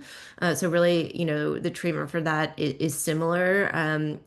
Meaning we need to work on bone health through calcium and vitamin D supplementation, weight-bearing exercise, bisphosphonates, and some patients, unfortunately will need surgery. Rectal bleeding can happen, and we generally treat this with intrarectal steroids or intrarectal carafate. Many gastrointestinal doctors can do argon plasma coagulation, which is like a little bit of laser treatment for those superficial blood vessels I showed you in the vagina. Those can also happen in the rectum. And then, in some cases, hyperbaric oxygen, which is just 100% oxygen under high pressure. Radiation necrosis, which is sort of unhealed or non-healing areas in the vagina or at the cervix. Sometimes we recommend vitamin E, pentoxifylline, or zinc supplements. Pentoxifylline is a medication that increases blood flow. So really anything that helps oxygenation of the areas that are not healing. So hyperbaric oxygen again. And then lymphedema, generally we treat with compression stockings, some pneumatic compression devices, and lymphedema physical therapy. So where are we going? I certainly think that historically, we've really focused on the consequences of pelvic radiation for male patients, honestly, and we've not had a lot of sort of funding and studies that have been dedicated similarly to female patients. But in recent years, we've had many more radiation oncologists who are committed and dedicate their research to understanding sexual function and functional anatomy in women, especially out of Mount Sinai, New York. We have newer drugs that can target sort of key cell signaling pathways involved in acute and late radiation toxicity. And then, every day our radiation technology is improving. Hopefully in the coming years, we'll have a proton machine at Mission Bay, which will dramatically reduce radiation toxicity. It reduces the dose to normal tissue. And then also we're finding ways to improve in radiation delivery techniques. So especially with AI, we're better able to adjust treatment plans in real time during treatment, each week, each day, even as the tumor shrinks, we can also shrink the radiation field. So that concludes my talk, and I'm happy to take any questions if you have them. Thank you so much, Dr. Yoshida. Really appreciate the thoroughness and review of the science. And I think that's part of our message today as well, right? Is making sure we include science in the work that we do. There's a couple of questions that are in the chat, and maybe we'll just start at the very beginning, which is, why isn't radiation regularly used for ovarian cancer? I just wanted to get that out of the way because obviously, inquiring minds want to know. We talked about cervix and endometrial cancer. I mean, and that's a whole talk in itself, but and maybe Dr. Chen can address that as well, if not better than me. But certainly there was a time when radiation was the standard of care for ovarian as a part of ovarian cancer treatment. And I think that over the years, with improvements in surgery and improvements in chemotherapy, radiation has really fallen off as a part of sort of standard management. In addition, historically, when we used to treat ovarian cancer, we used to treat the whole abdomen. So the entire abdomen and pelvis, everything from the diaphragm all the way to the bottom of the pelvis. And that, as you can imagine, was a very toxic treatment. So for probably for the best reasons, we stopped doing it. Yeah, and I think my answer is related to the extent of disease and the way that the disease spreads. So that systemic treatment makes more sense for ovarian cancer. There's a question about radiation versus chemotherapy and surgery in terms of the side effects and symptoms. I think sometimes we talk about that with relationship of how do we treat certain conditions that we can use radiation for versus surgery. Without a lot of discussion, maybe helping us think a little bit about short-term, long-term type of side effects. Yes. So this is a question about why radiation versus chemotherapy and surgery. Is that the one? Yeah, and it doesn't say specifically, but I'm thinking about something like cervical cancer, right? Which we could do one versus the other for treatment. Right. So, part of, I think, so that original Landoni trial that I mentioned that compared surgery to radiation. And by the way, the reason I keep coming back to that is that it's very rare for us to have a surgery versus radiation trial for any cancer site. So once it happens, it only happens once and it'll never happen again. And we all like sort of, hang our hats on that one trial. And I think, what was hard about that trial or one challenge is that many of the patients that needed surgery also needed radiation after. So they ended up having both therapies. And so, of course, the toxicity of having both surgery and radiation was significant. And at that time, we were not regularly treating cervix cancer with chemotherapy as well. And so I think, the toxicity profiles of chemotherapy plus radiation versus surgery followed by radiation, we don't really have level 1 data to tell us. But we do think that overall, since patients probably can do just as well with either primary surgery or primary radiation, that the side effects from primary radiation and the treatment course involved in that tend to be less. But they are different. So I noticed in that question there are some sub questions, and unfortunately, that's why you have to talk about each of them with so many different providers, because surgery has its own side effects and chemotherapy has its own side effects depending on the type of chemo, and radiation has its own side effects, and sometimes they're cumulative, and we could probably do a better job of explaining the side effects in a more holistic manner. But Yeah, I think sometimes that's why the appointments take a long time, and we talk about this as like a shared decision-making process, but it takes time to impart all the information. And sometimes it's hard to convey all the nuances, without going through the lived experience. The last question, just because I want to give us a little moment for a break. I think you mentioned this a little bit about estrogen, but I think it's an important question of estrogen and endometrial cancer, and not the topic of this talk, but estrogen and breast cancer. I think for yeah, sexual health, thinking about that. yes. So this is a great question. I mean, honestly, I think for a long time there was so much ambivalence about vaginal estrogen and whether or not that it could increase the risk or increase the risk of recurrence of estrogen-driven cancers like endometrial cancer or breast.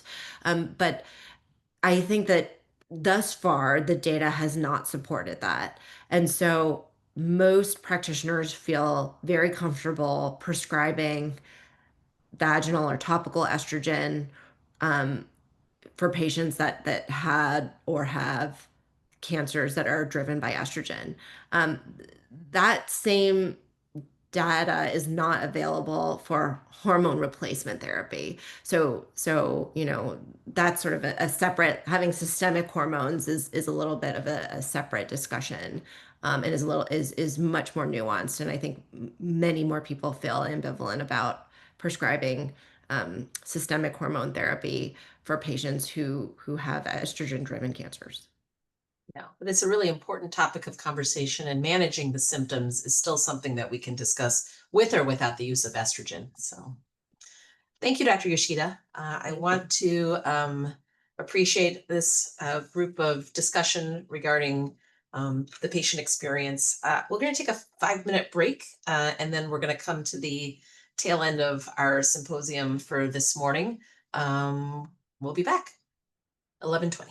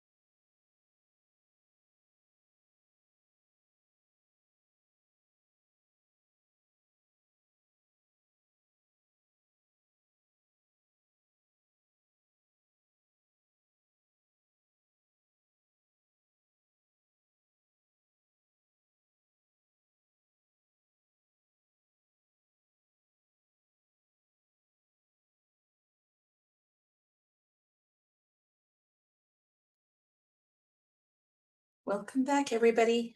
I know the breaks are short, and yet we have lots to cover, and I actually really appreciate all of our speakers for being on time.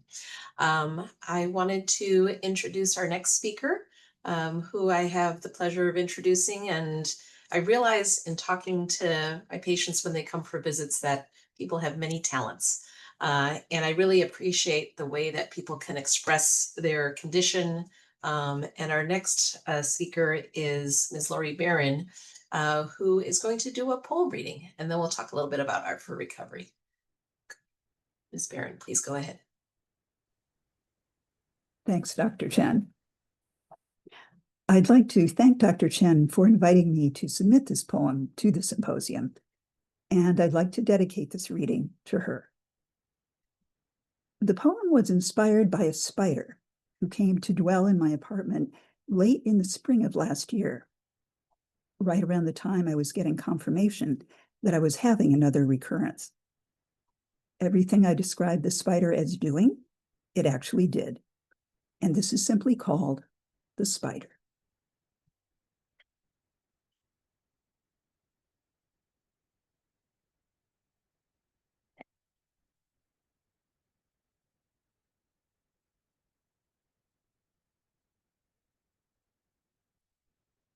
Before the MRI, the spider, long-legged, narrow of body, it slipped in from the hall and took up residence high in a corner. 20 times a day, I checked its position. After all, we are taught to hate and fear spiders. We assume they serve no possible use except to frighten us. We go to great lengths to be rid of them. Finding the upper air too warm, the spider took an overnight excursion to the underside of a kitchen cabinet. After a brief disappearance, it moved to the bathroom, a choice which did not delight me. It had a habit of roaming the walls as I got dressed, of emerging suddenly from behind a soap dish in the shower. Why it found this necessary, I have no idea. Still, I had to admire its adaptability, the delicate forelegs reaching out and tapping the way ahead, or seeming to walk on air.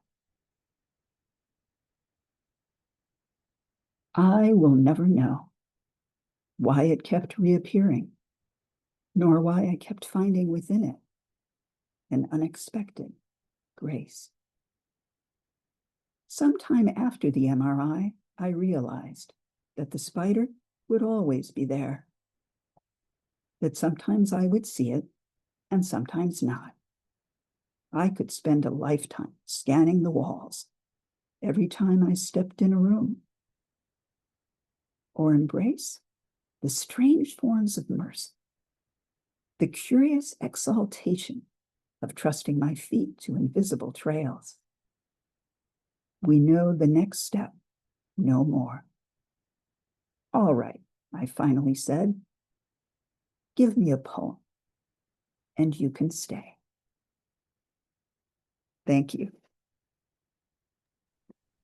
Thank you so much for sharing. That was really, I appreciate people's personal experiences and thoughts, and I think this reflects some of the discussion we had earlier about, reflections and making things personal and how do you express your feelings. We have a really privileged Art for Recovery program that also works on expressing writing and also other forms of art. So our next speaker is from our Art for Recovery program. Josie Friedman is part of our music program, and they will be speaking us today about our UCSF Art for Recovery program. Thank you.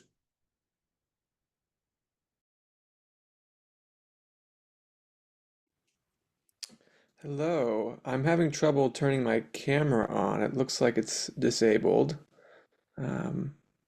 But can you hear me? Oh, excellent. Okay, terrific. Thank you for whoever helped me there. And also thank you, Lori, for that beautiful poem. It's an honor to be here, and it's also an honor to get to kind of segue in through a personal experience like that, someone sharing, Lori sharing that beautiful story about the spider and about yourself. And so I'm Josie. I'm the musician in residence at Art for Recovery. My role is kind of twofold. I visit a lot of patients at the bedside, especially at Mission Bay, but also at Parnassus and also at Mount Zion, and offer music and expressive and therapeutic music experiences. And I also co-facilitate patient groups, most of which are in person. We have a couple, and I will share the details about those shortly. But we also have online groups that are accessible to anyone with a connection anywhere in the world. So yeah, that's a little bit about my role. And we also do have artists who do the same kind of thing that I do. They visit patients at the bedside with art supplies and get to co-create an experience with patients. And they also, music and art come together to make the groups what they are. So yeah, that's a little bit about kind of our program, and I'll share a few more details too.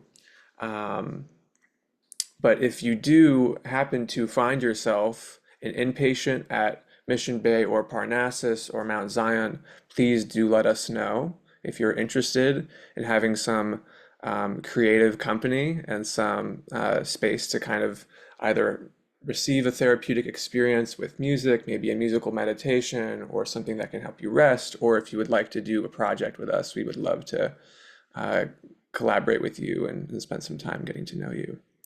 So that's the first of a few invitations that I'll throw out. But as you might be able to sense, we are a group, Art for Recovery is a group of artists, musicians, and we also have creative writing facilitators, and we visit patients at the bedside. We have many groups in person and virtual, and kind of our specialty is using the creative process as a healing modality.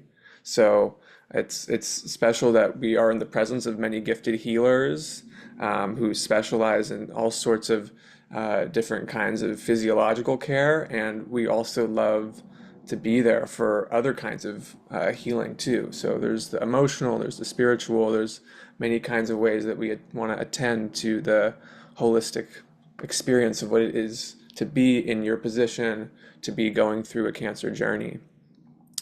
And so that is a little bit about what we kind of do and how we orient. But everything that we do is free for any patient. We don't chart an apex. Everything is confidential. And we are here at any stage of a cancer journey. So you don't necessarily have to be an inpatient to have access to us. You could really be at any beginning, middle, different kind of stage for cancer. So that is it's an open invitation for anybody. And remember that it's free. That sometimes can be helpful to keep in mind, that the accessibility is there for you. Our patients, I think from my experience being a part of Art for Recovery since January, I've gotten to know a lot of really special people, our patients, and our patients have built really strong and caring communities together. It's really an honor to get to see how our patients come together, and getting to know each other over time really create a container where they can be vulnerable with each other in really beautiful ways, and there's also a sensitivity to the trust building process, and so it's quite an honor to get to see that unfold. We are often known as the program for patients who don't like quote unquote support groups. For whatever reason that might be, our general vibe is a little bit more focused on reaching each other maybe through the art or through the poem or through the music a little bit. And so there's time, of course, to share, and it also can sometimes take a little bit of the pressure off of needing to necessarily share something in a particular moment. And it's also it's beautiful to get to know each other in creative ways too, and to see how other people channel their experiences through a certain creative project.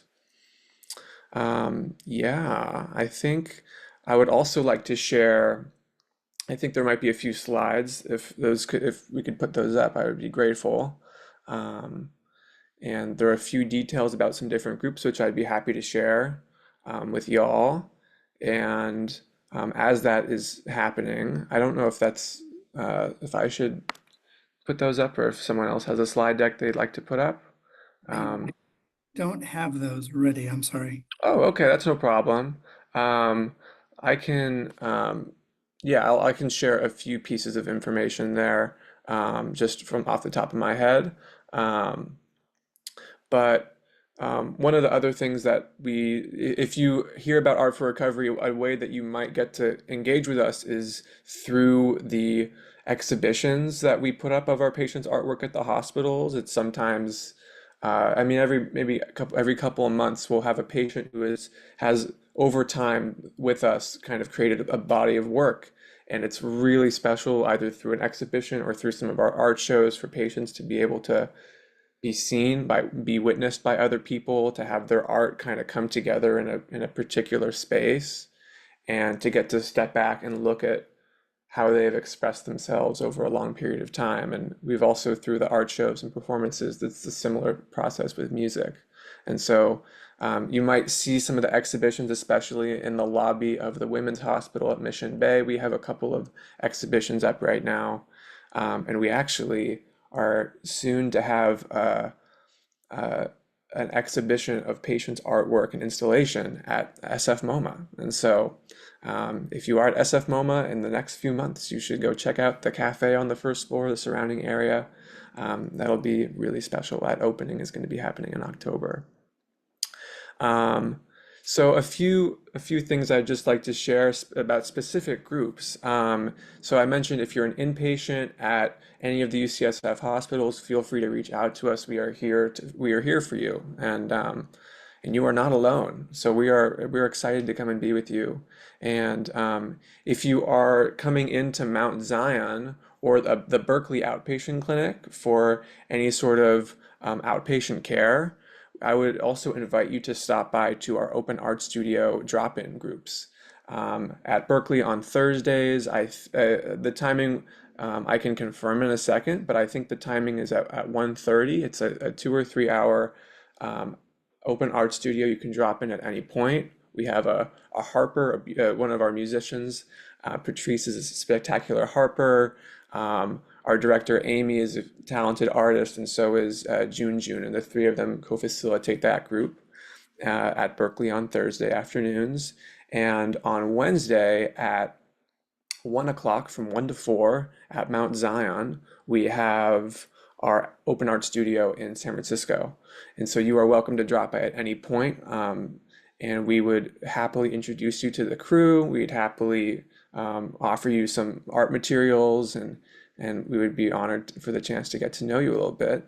And you can drop in at any point. That's facilitated by Amy, our director, by myself, Josie, and one of our artists, Eli. And so that's also a very special space. And we would love to have you visit. And so those are kind of accessible at any point. Every single week you can drop in. And we also have a few other workshops. This is kind of the closing thing on our website. You're invited to go and check out. We have online workshops that are accessible to sign up for that meet every week, facilitated by Patrice, our harper, as I mentioned, who's also a creative writing facilitator. Eli, as I mentioned, is an artist and creative writing facilitator. We also have a team member named Ned, who is also a terrific creative writing facilitator. And so we have our online groups, expressive healing, creative writing groups, and there is also a musical oasis if you would like to listen to harp music for an hour, and as June makes some beautiful art and get to kind of just bathe in that sound. So that is a little bit without too many details about the timing, but I encourage you to check out our newsletter, our website, our email and phone number, which I can put in the chat once I'm done speaking. But that is kind of everything that I had. That's a lot of words right there. Generally, it's not that many words all at once, but let me know if you have any questions. Your information is in the slides, the static slide, and those will be sent out next week. So everyone will get those.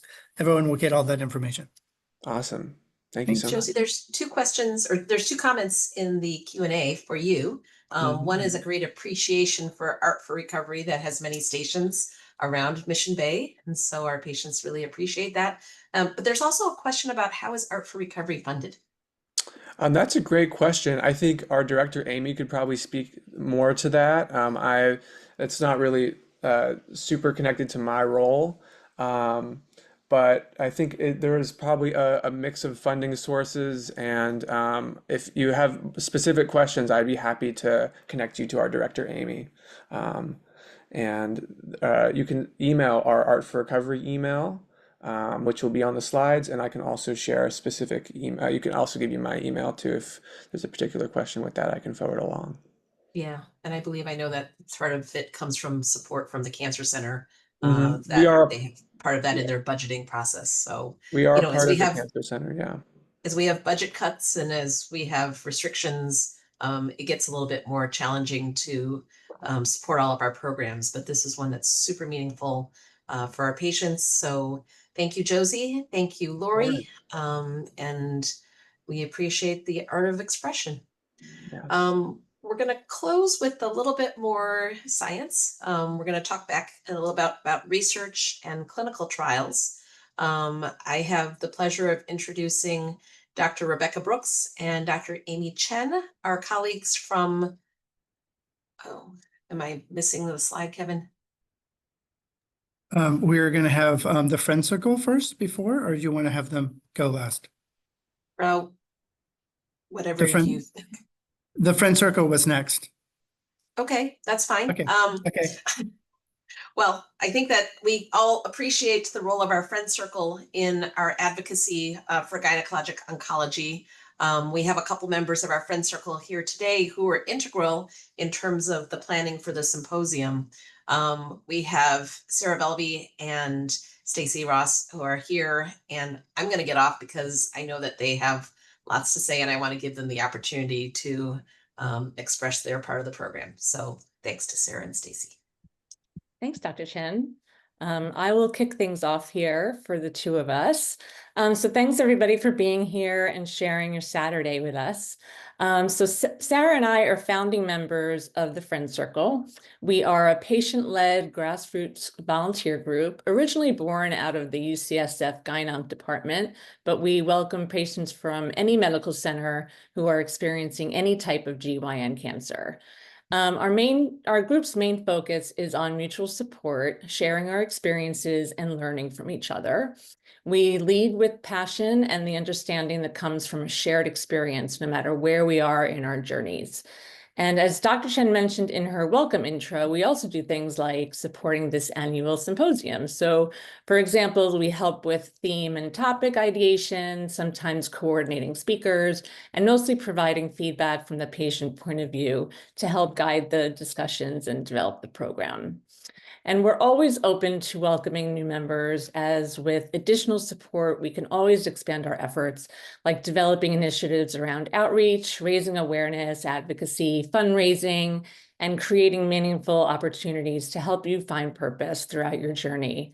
As an example, some of you may know Rachel Miller Garcia. She arranged for the Civic Center in San Francisco to be all lit up in teal in honor of Gynecologic Cancer Awareness Month. Now, you may have seen the picture in the slide, the title slide today.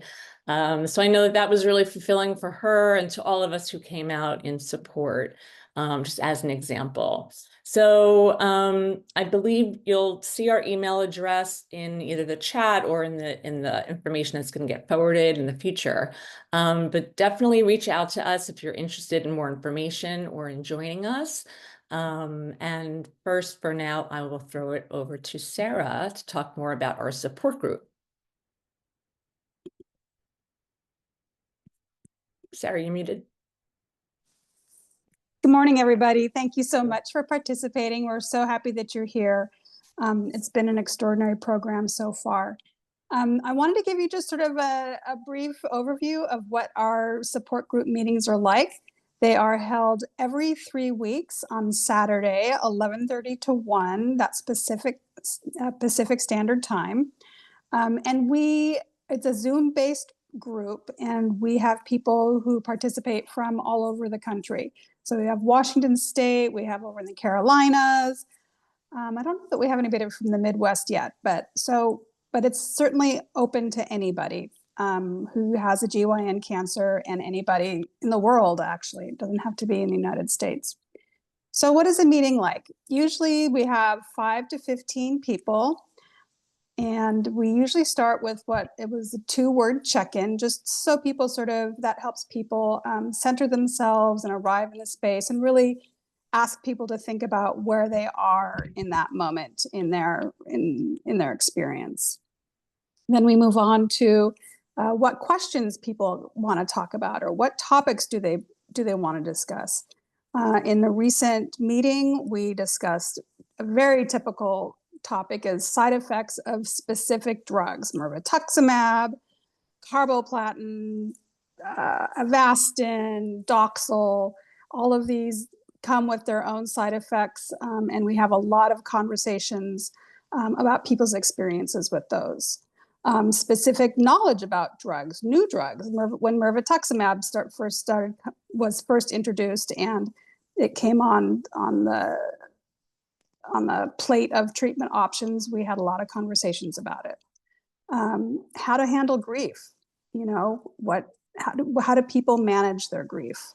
How do you seek a second opinion? What should I ask a doctor? How do I approach my primary care, or not my primary care, but my oncologist about getting a second opinion? How do I, should I worry about them being angry with me for getting a second opinion? So those are just some of the sort of a broad range of topics that we discuss. And then we move into the actual conversation. And that can happen depending on how many people we have in a meeting. That can happen in a large group, and sometimes we have enough people. Usually there has to be about 9 people to get into our small breakout groups, and we do small breakout groups. So it's maybe 3 people per group, so that you can really have the opportunity to talk in depth with each other and get to know each other and really share that detailed information. Then we have announcements. Sometimes, what's an announcement? Like new trials that are coming up, or I heard that someone was on this really great trip and that's not why they're here today, or, just sort of things, ideas that people want to share. And then we usually end with a poem, and that's what we're gonna do right now. I'm going to share a poem that I shared last week, and I think it is a good tie-in for today's themes. It's by Joyce Rupp, and it's called Old Maps No Longer Work. I keep pulling it out, the old map of my inner path. I squint closely at it, trying to see some hidden road that maybe I've missed. But there's nothing there now except some well-traveled paths.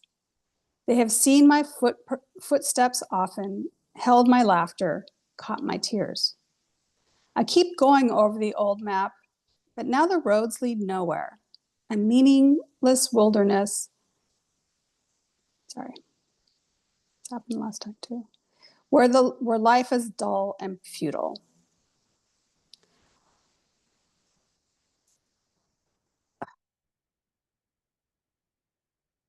She looks at me. Oh, this is not flowing like it's supposed to.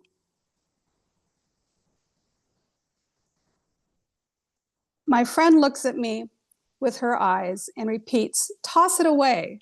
It's of no use of where you're going." I have to have a map, I cry. Even if it takes me nowhere, I can't be without direction. But you are without direction, she says. So why not let go? Be free. So there I am, tossing away the old map. Sadly, fearfully, putting it behind me. Whatever will I do? Wails my security. Trust me, says my midlife soul.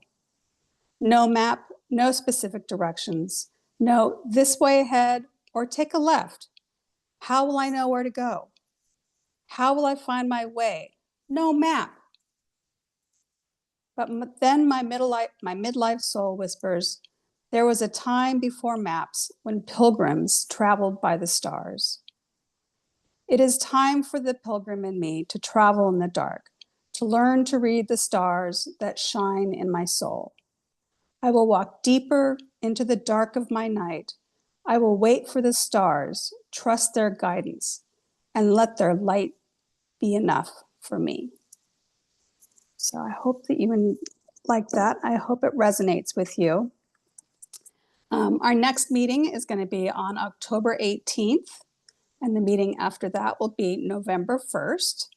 And if you want to get on, we have an Evite list. If you want to get on the list to be invited to the meetings, go ahead and email us at friendscirclesf, all one word, at gmail.com. And that should be in the chat, and it will be in, Kevin will be distributing that as well. So thank you for your time. We look forward to seeing you, and enjoy the rest of our program. Thanks. Thanks, everyone. Thanks, Sara. Thank you, ladies. I don't see it in the chat, but maybe it's there now. Nope. There's a request to put the It's an- title of the poem in the chat. And then if you can also put the address in, that would be lovely. I cannot I put any- I put the address in as a response to a question. So hopefully Okay. people could see that. And the Still author of looking the for it, but poem. we'll put it in. Okay. Okay. All right.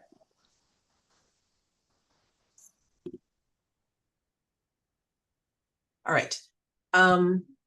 Thank you very much. We'll move on to our next couple of speakers. We are part of a UC5 consortium at UCSF where we collaborate in training and hopefully in more research with our colleagues across the various University of California institutions.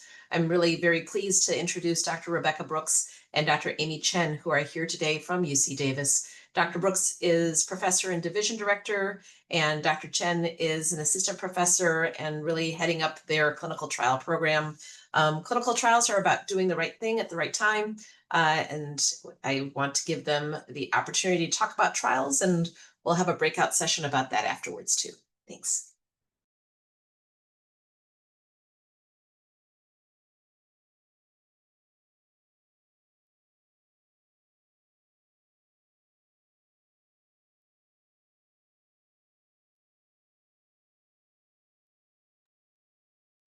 Although I can't hear you guys. Can you hear me now? Yes, I can. Can you hear me now? Okay. I think the host deactivated our video. Just not that that matters that much, but in case you want to see us, you're here. Okay. Great. Well, thank you so much for giving us the opportunity to meet with you guys today. This is such a wonderful forum, and it feels kind of fitting to me to be talking about clinical trials because I've learned so much about clinical trials and doing the right thing in general, I'd say in medicine from Dr. Chen, who's been a wonderful colleague, mentor, and friend. And although I'm going first, I do want to say that Dr. Amy Chen, who's following me, is really our expert here at UC Davis about this.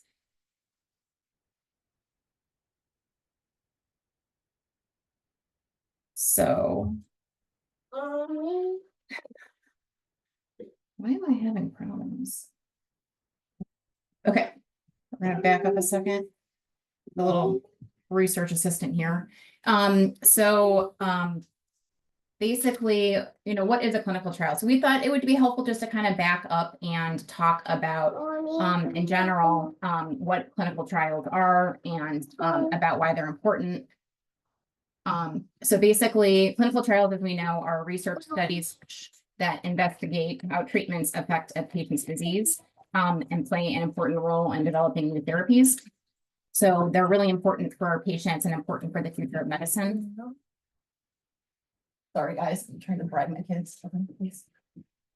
So basically, why are clinical trials important? So what studies have shown is only about 5% of patients with gynecological cancer actually participate in clinical trials. And so there's really an opportunity for us to expand availability of this and kind of knowledge about it, comfort about it with our patients.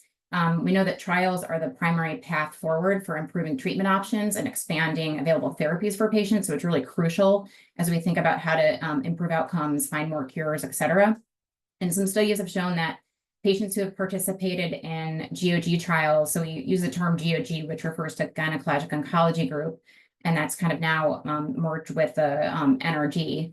But phase 3 trials were, these patients on trials were the first to benefit from a lot of therapies that have improved cure and extended survival and really led to better outcomes. And examples of that are adding chemotherapy to radiation for locally advanced cervical cancer, adding platinum to Taxol for ovarian cancer, adding immunotherapy to chemo for appropriate patients with metastatic cervical and endometrial cancer. And there are really many, many other examples of trials that have really helped patients and led to better outcomes. So we thought it'd be helpful to kind of step back and talk a little bit about what the different phases of a clinical trial are, because when you're a patient and you're hearing from your physician about trials options, it's sort of this numerical alphabet of basically kind of looking at what drugs, what trials are out there and, how comfortable am I with a phase 1, phase 2, or phase 3 trial, et cetera. So phase 1 trials are really designed, mostly to look at safety. These drugs that they're looking at, though, have been in development for a while, and there's been preclinical work looking at things. But the point of a phase 1 trial is to kind of test a therapy that's shown effectiveness in the lab at least. These are usually done in smaller groups of patients, so usually 20 to 40 or so.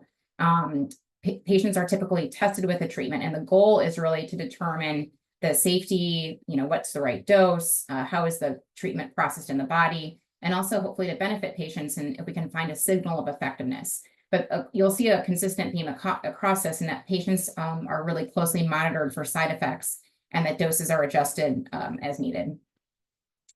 And then moving on to phase 2 trials, these are kind of more designed to look at efficacy. These are usually done looking at a larger number of patients, somewhere roughly between 25 and 100. As the drug moves along in trials, we continue to test the safety of the drug or drug combinations to look and evaluate how well the treatment works. A lot of times these are focused on a specific type or several types of cancer to, again, design to learn more about the side effects and effectiveness of the drug. And then moving along to phase 3 trials. So these are kind of the big trials where we're evaluating an intervention, either a surgical procedure, a drug, compared to a currently approved standard of care. And this can be by adding a drug to an existing drug that already works versus standard therapy alone. A lot of times this involves randomization, which I'll talk about next. And usually these trials are done looking at large numbers of patients, somewhere between 100 and thousands, to determine if a new treatment is more effective. Phase 4 trials are sort of expansion trials after a drug has already been approved by an FDA. The manufacturer might continue to test this if either they want to show something or if the FDA mandates this. And so randomization, I think is an area that's an important thing in clinical trials, but it certainly is one that becomes challenging, I think, for patients and honestly for providers also to kind of grapple with as we think about clinical trials. So randomization is important, and the point of why we randomize people is to try and balance for other factors that can affect patient outcomes, and to balance factors across groups. But basically, when you do this, you're sort of letting the trial assign you randomly to one of multiple different treatment arms. And sometimes this can also be stratified. And what we mean by that is that we sort of account for certain clinical factors such as site or disease stage, prior treatment, et cetera, to try and control for some of the differences so we can really prove what we're trying to look for with the trial. So importantly, clinical trials have many safeguards in place to protect patients. So there's rules about de-identifying all the data, making sure that there's no privacy violations and that HIPAA is being followed. There's multiple different bodies that kind of look over and have to vet the trial to make sure they think it's safe and worth putting patients through. So the institutional review board at an institution will check a lot of the safety and other things. There's a data safety and monitoring board that evaluates trials as trials are going along. There's government regulations. If you're evaluating a new drug, you typically need to get an IND from the FDA. Institutions have their own scientific review committee. So there's multiple layers. They're all in place to really protect patients before we subject them to a therapy that may be experimental. Clinical trials also have extensive reporting mandates. So if anything happens on a trial, as mild as it might be, it has to be reported and then associated with the trial or not. So it's important to identify early any potential risks, and trials are continually updated and patients are notified as things happen to make sure that they are well informed about what could possibly be happening. There's also important regulatory for ongoing monitoring and really strict regulatory oversight with trials. Importantly, patients in clinical trials have protected rights. So informed consent is crucial, and that's not just consenting. I mean, informed really means informed, that a patient knows what they're getting themselves into, that they really want to do this voluntarily. Importantly, patients have the right to withdraw at any time. If anything changes, you can always back out. Of course, we don't enroll people necessarily if that's their intent, but nonetheless, life changes, people's perception of how much they want to do this changes, and it's totally a patient's right to back out. Patients, it's crucial that patients be treated with respect and dignity, have access to information about the study and the study outcomes, have access to medical care, have study updates, and participation is always voluntary. So how do I know if a trial is right for me? So there's questions to consider, and I will admit that I got these questions off of the website for the for the Foundation for Women's Cancer, which is really a wonderful organization, really to help educate, advocate, fight gynecologic cancers. And so I would encourage any patients to reference the site themselves, but including what sort of therapies, procedures, or tests might I have. Will the trial affect my current plan? How will this affect my treatment? Who will be managing my care? What are the benefits, side effects, risks, et cetera? Who do I contact? Other kind of considerations, et cetera. I'm going to turn this over to Dr. Amy Chen now.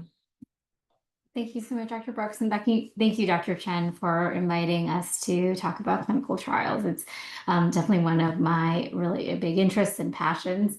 But in terms of when do you consider a trial? So do you consider it at the diagnosis of cancer, at the maintenance period of time, or at recurrence? I find that in our practice, a lot of times patients are referred at the period of time with recurrent cancers. But I think there is a time potential for benefiting from a clinical trial from any point in terms of somebody's cancer journey. I'm going to ask Dr. Brooks to click for me because there's some animation in this slide. So thank you. So I wanted to highlight some clinical trials that have been published recently that were featured at different points in the cancer journey. And so this is a trial called ENERGY-GY018. This was a trial for advanced endometrial cancer looking at chemotherapy with carboplatin and paclitaxel with and without an immunotherapy called pembrolizumab. And this trial was a groundbreaking trial because it found that for patients with this, what they call MMR deficient endometrial cancer, it reduced the rate of progression by 70%. And then in the maintenance period, another trial that was published within the last 10 years is called SOLO-1. This was a trial looking at a PARP inhibitor, which in the maintenance setting for patients with ovarian cancer, advanced ovarian cancer, and BRCA1 and 2. And similarly, astounding results to ENERGY-GY018, adding the PARP inhibitor in the maintenance period versus placebo decreased the rate of progression by 70% as well.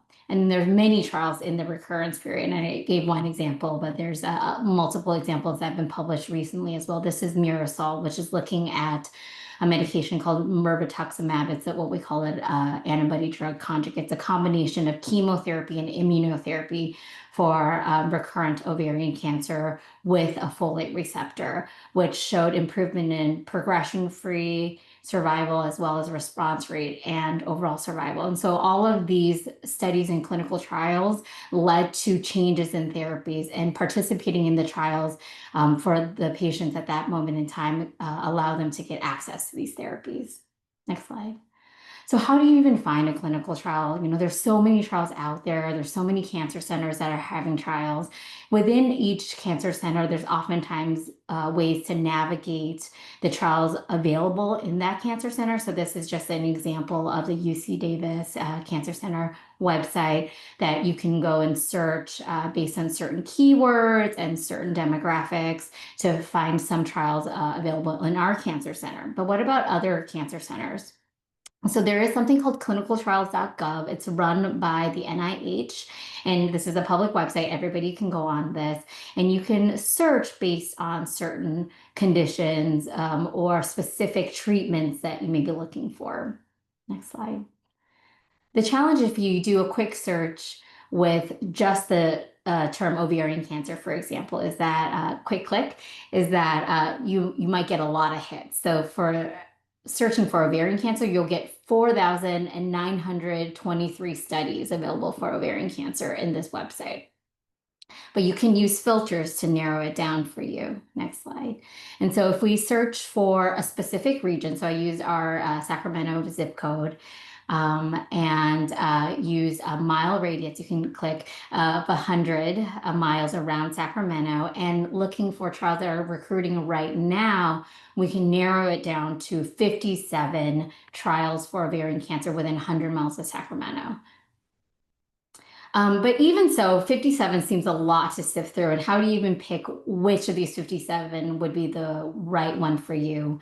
And so there are other ways for navigating and narrowing down clinical trials. So there is something called the Ovarian Cancer Research Alliance, and they have services either to request a contact by phone or with their search online function. It's a lot more personal. Their questionnaire will go into more details in terms of somebody's history, how many prior chemotherapy or other treatment options they've had, their age, their type of cancer. And so this will help narrow it down within the 57 to be able to pick the couple that might be the best for you.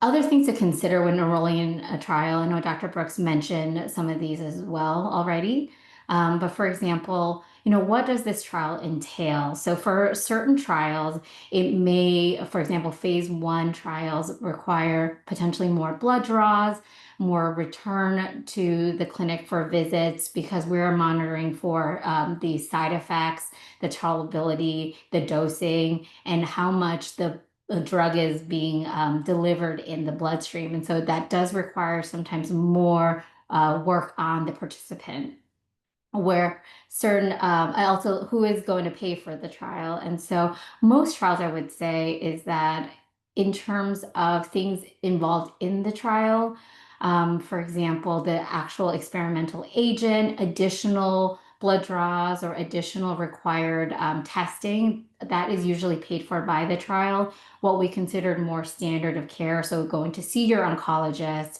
or routine blood draws that you would get for chemotherapy anyways, that will oftentimes be billed to the insurance company. And what if I'm not a patient of the hospital system, but I'm interested in a trial? And so for our patients who are interested in trials at UC Davis, but are having care from outside oncologists, we have a great referral system, and there are folks in our Office of Clinical Research who are specialized in taking referrals for clinical trials, and we help them get into the UC Davis system specific for that trial. And how much traveling will I need to do to participate in a clinical trial? And so we do see a large catchment area of patients coming to our cancer center for clinical trials. Oftentimes, coming to the cancer center will require, sometimes hours of driving. Sometimes trials will help offset some of the costs for gas or even staying near our campus for the trial, but it is really trial dependent. And it's really important to ask our clinical research coordinators in terms of what can be covered to help support participating in the trial as well. So I wanted to close off by sharing a patient and their experience with participating in a phase 1 clinical trial. So oftentimes phase 1 clinical trials, like Dr. Brooks mentioned, main goal is looking at the safety and the dosing that we should be using for these new experimental agents. However, secondary outcomes are looking to see what the efficacy could be. And so this is a 46-year-old woman. She has recurrent stage 3 mesonephric uterine cancer, which was diagnosed initially in 2020. After undergoing a hysterectomy, she completed 6 cycles of chemotherapy with carboplatin paclitaxel and had her first recurrence in 2022, which was seen with a 1.3 centimeter nodule in the right abdomen, as well as a 3 centimeter lymph node in the inguinal region.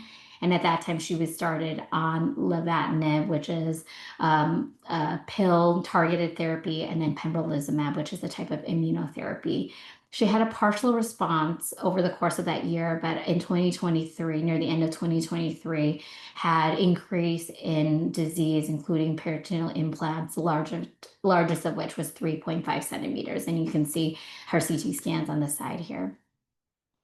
And so she elected to participate at a phase 1 trial we have open at UC Davis. It's the safety and efficacy of IMC F106C, also known as brenetafusp, for advanced solid tumors. So what brenetafusp, just a quick science lesson here, is that it is what we call a bispecific molecule. So it has 2 arms in it. One arm binds to the immune cells called T cells, and the other arm binds to a marker on the surface of the cancer cells called a PRAME antigen. And so it helps physically bring the immune cells towards the cancer cells to help identify it more easily and fight the cancer cells.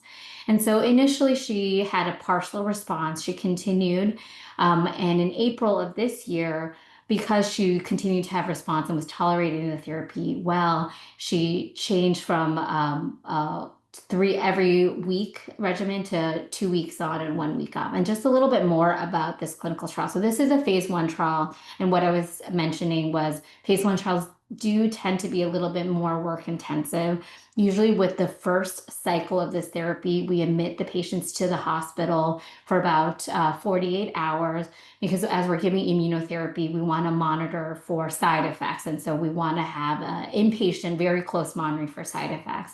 After tolerating the first cycle, then we transition into the outpatient infusion setting, but it is still weekly therapy. And for this patient, she was traveling 5 hours to come to UC Davis for each of these infusions. And so when she had partial response and tolerated therapy well, there was a discussion with the sponsor called Immunocore about switching to a 2 weeks on and 1 week off regimen, which the sponsor had found to be efficacious at that time, and that helped with some of her travel, time commitment, and for the therapy. Next slide. And so I'm happy to report that in June 12th of this year, her CT scan showed that she had a complete response to therapy. And even as of today, her most recent scan continued to show complete response. So we welcome any questions. We want to let you know that clinical trials are really safe. They allow patients to get great care, and they help propagate the future of research in the field of gynecology.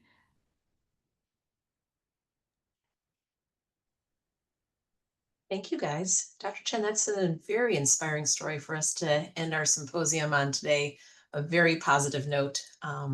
There's some questions in the Q&A that I'm wondering if we can get to a little bit.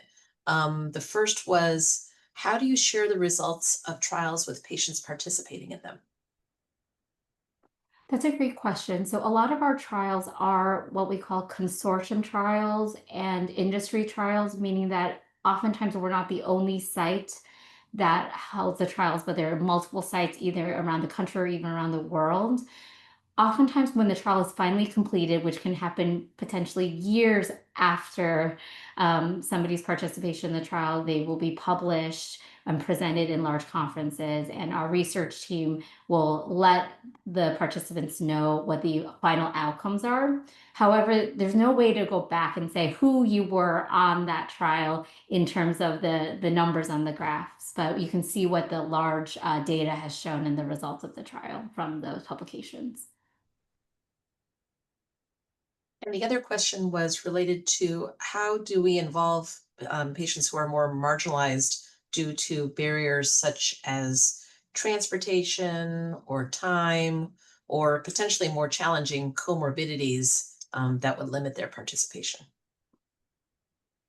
I think that that's a great question and something that is still kind of a work in progress. I think as far as the comorbidity piece goes, most clinical trials have a number of inclusion and exclusion criteria. So depending on how sick a patient is at baseline, they may not be a good candidate, and that's to protect the patient so that they're not potentially at extra risk because of whatever drug is being studied or whatever the trial's looking at. I think that there are, there's some funding support from the trial, depending on who's running the trial. I think that there's a huge push nationally to try and address this issue. And I think it's something that we're still continuing to work on. Amy, I'm not sure if you have any other comments. Yeah, I agree with you. I think that is one of the larger challenges that we have, especially in such a large catchment area in travel and transportation and childcare costs. Wish that we could get more resources from the sponsors themselves to help support our patients and our participants. And it's an ongoing effort. Thank you. For those who are interested, there's going to be a breakout session that talks about clinical trials, in addition to the breakout session that Danielle will be leading about the patient journey. I wanted to thank all of the speakers today for presenting, and it's a pleasure to see old friends. I also wanted to thank all the attendees. It's a pleasure to see people who come to our symposium year after year. So I thank you for participating, attending, asking questions. Hopefully you'll spread the word and think about how we can support one another. I wanted to thank our sponsors for supporting us in doing this work. And I think all of us would not be able to do this symposium without the involvement of Kevin Anderson. So I wanted to personally thank Kevin. I'm sure the Friend Circle would agree. Kevin is really what helps us to keep the engine running. And without Kevin, this symposium would be a very different experience. So thanks, Kevin. We'll all put our our cheers into the chat and move to closing. I think that during these challenging times of research dollars being cut, vaccinations being reassessed, and evidence-based medicine being called into question, I really want to put the message out of, we really want everybody to be involved in making a difference. I think that we've shown different ways of how we can help ourselves, how we can help one another, and ways here at UCSF of participating in programs like Art for Recovery, like the Friend Circle, but for yourselves, participating in clinical trials when it's appropriate, and certainly participating in understanding yourself, understanding your own journey, and giving yourself grace. We appreciate everybody coming to the symposium today. This will end the formal part of our presentations, but we have a couple of breakout rooms. You're welcome to join either one of them. You're welcome to go and enjoy the rest of your Saturday. We thank you for celebrating Gynecologic Cancer Awareness Month with us here at UCSF, and I appreciate everyone being here. Thank you all for coming.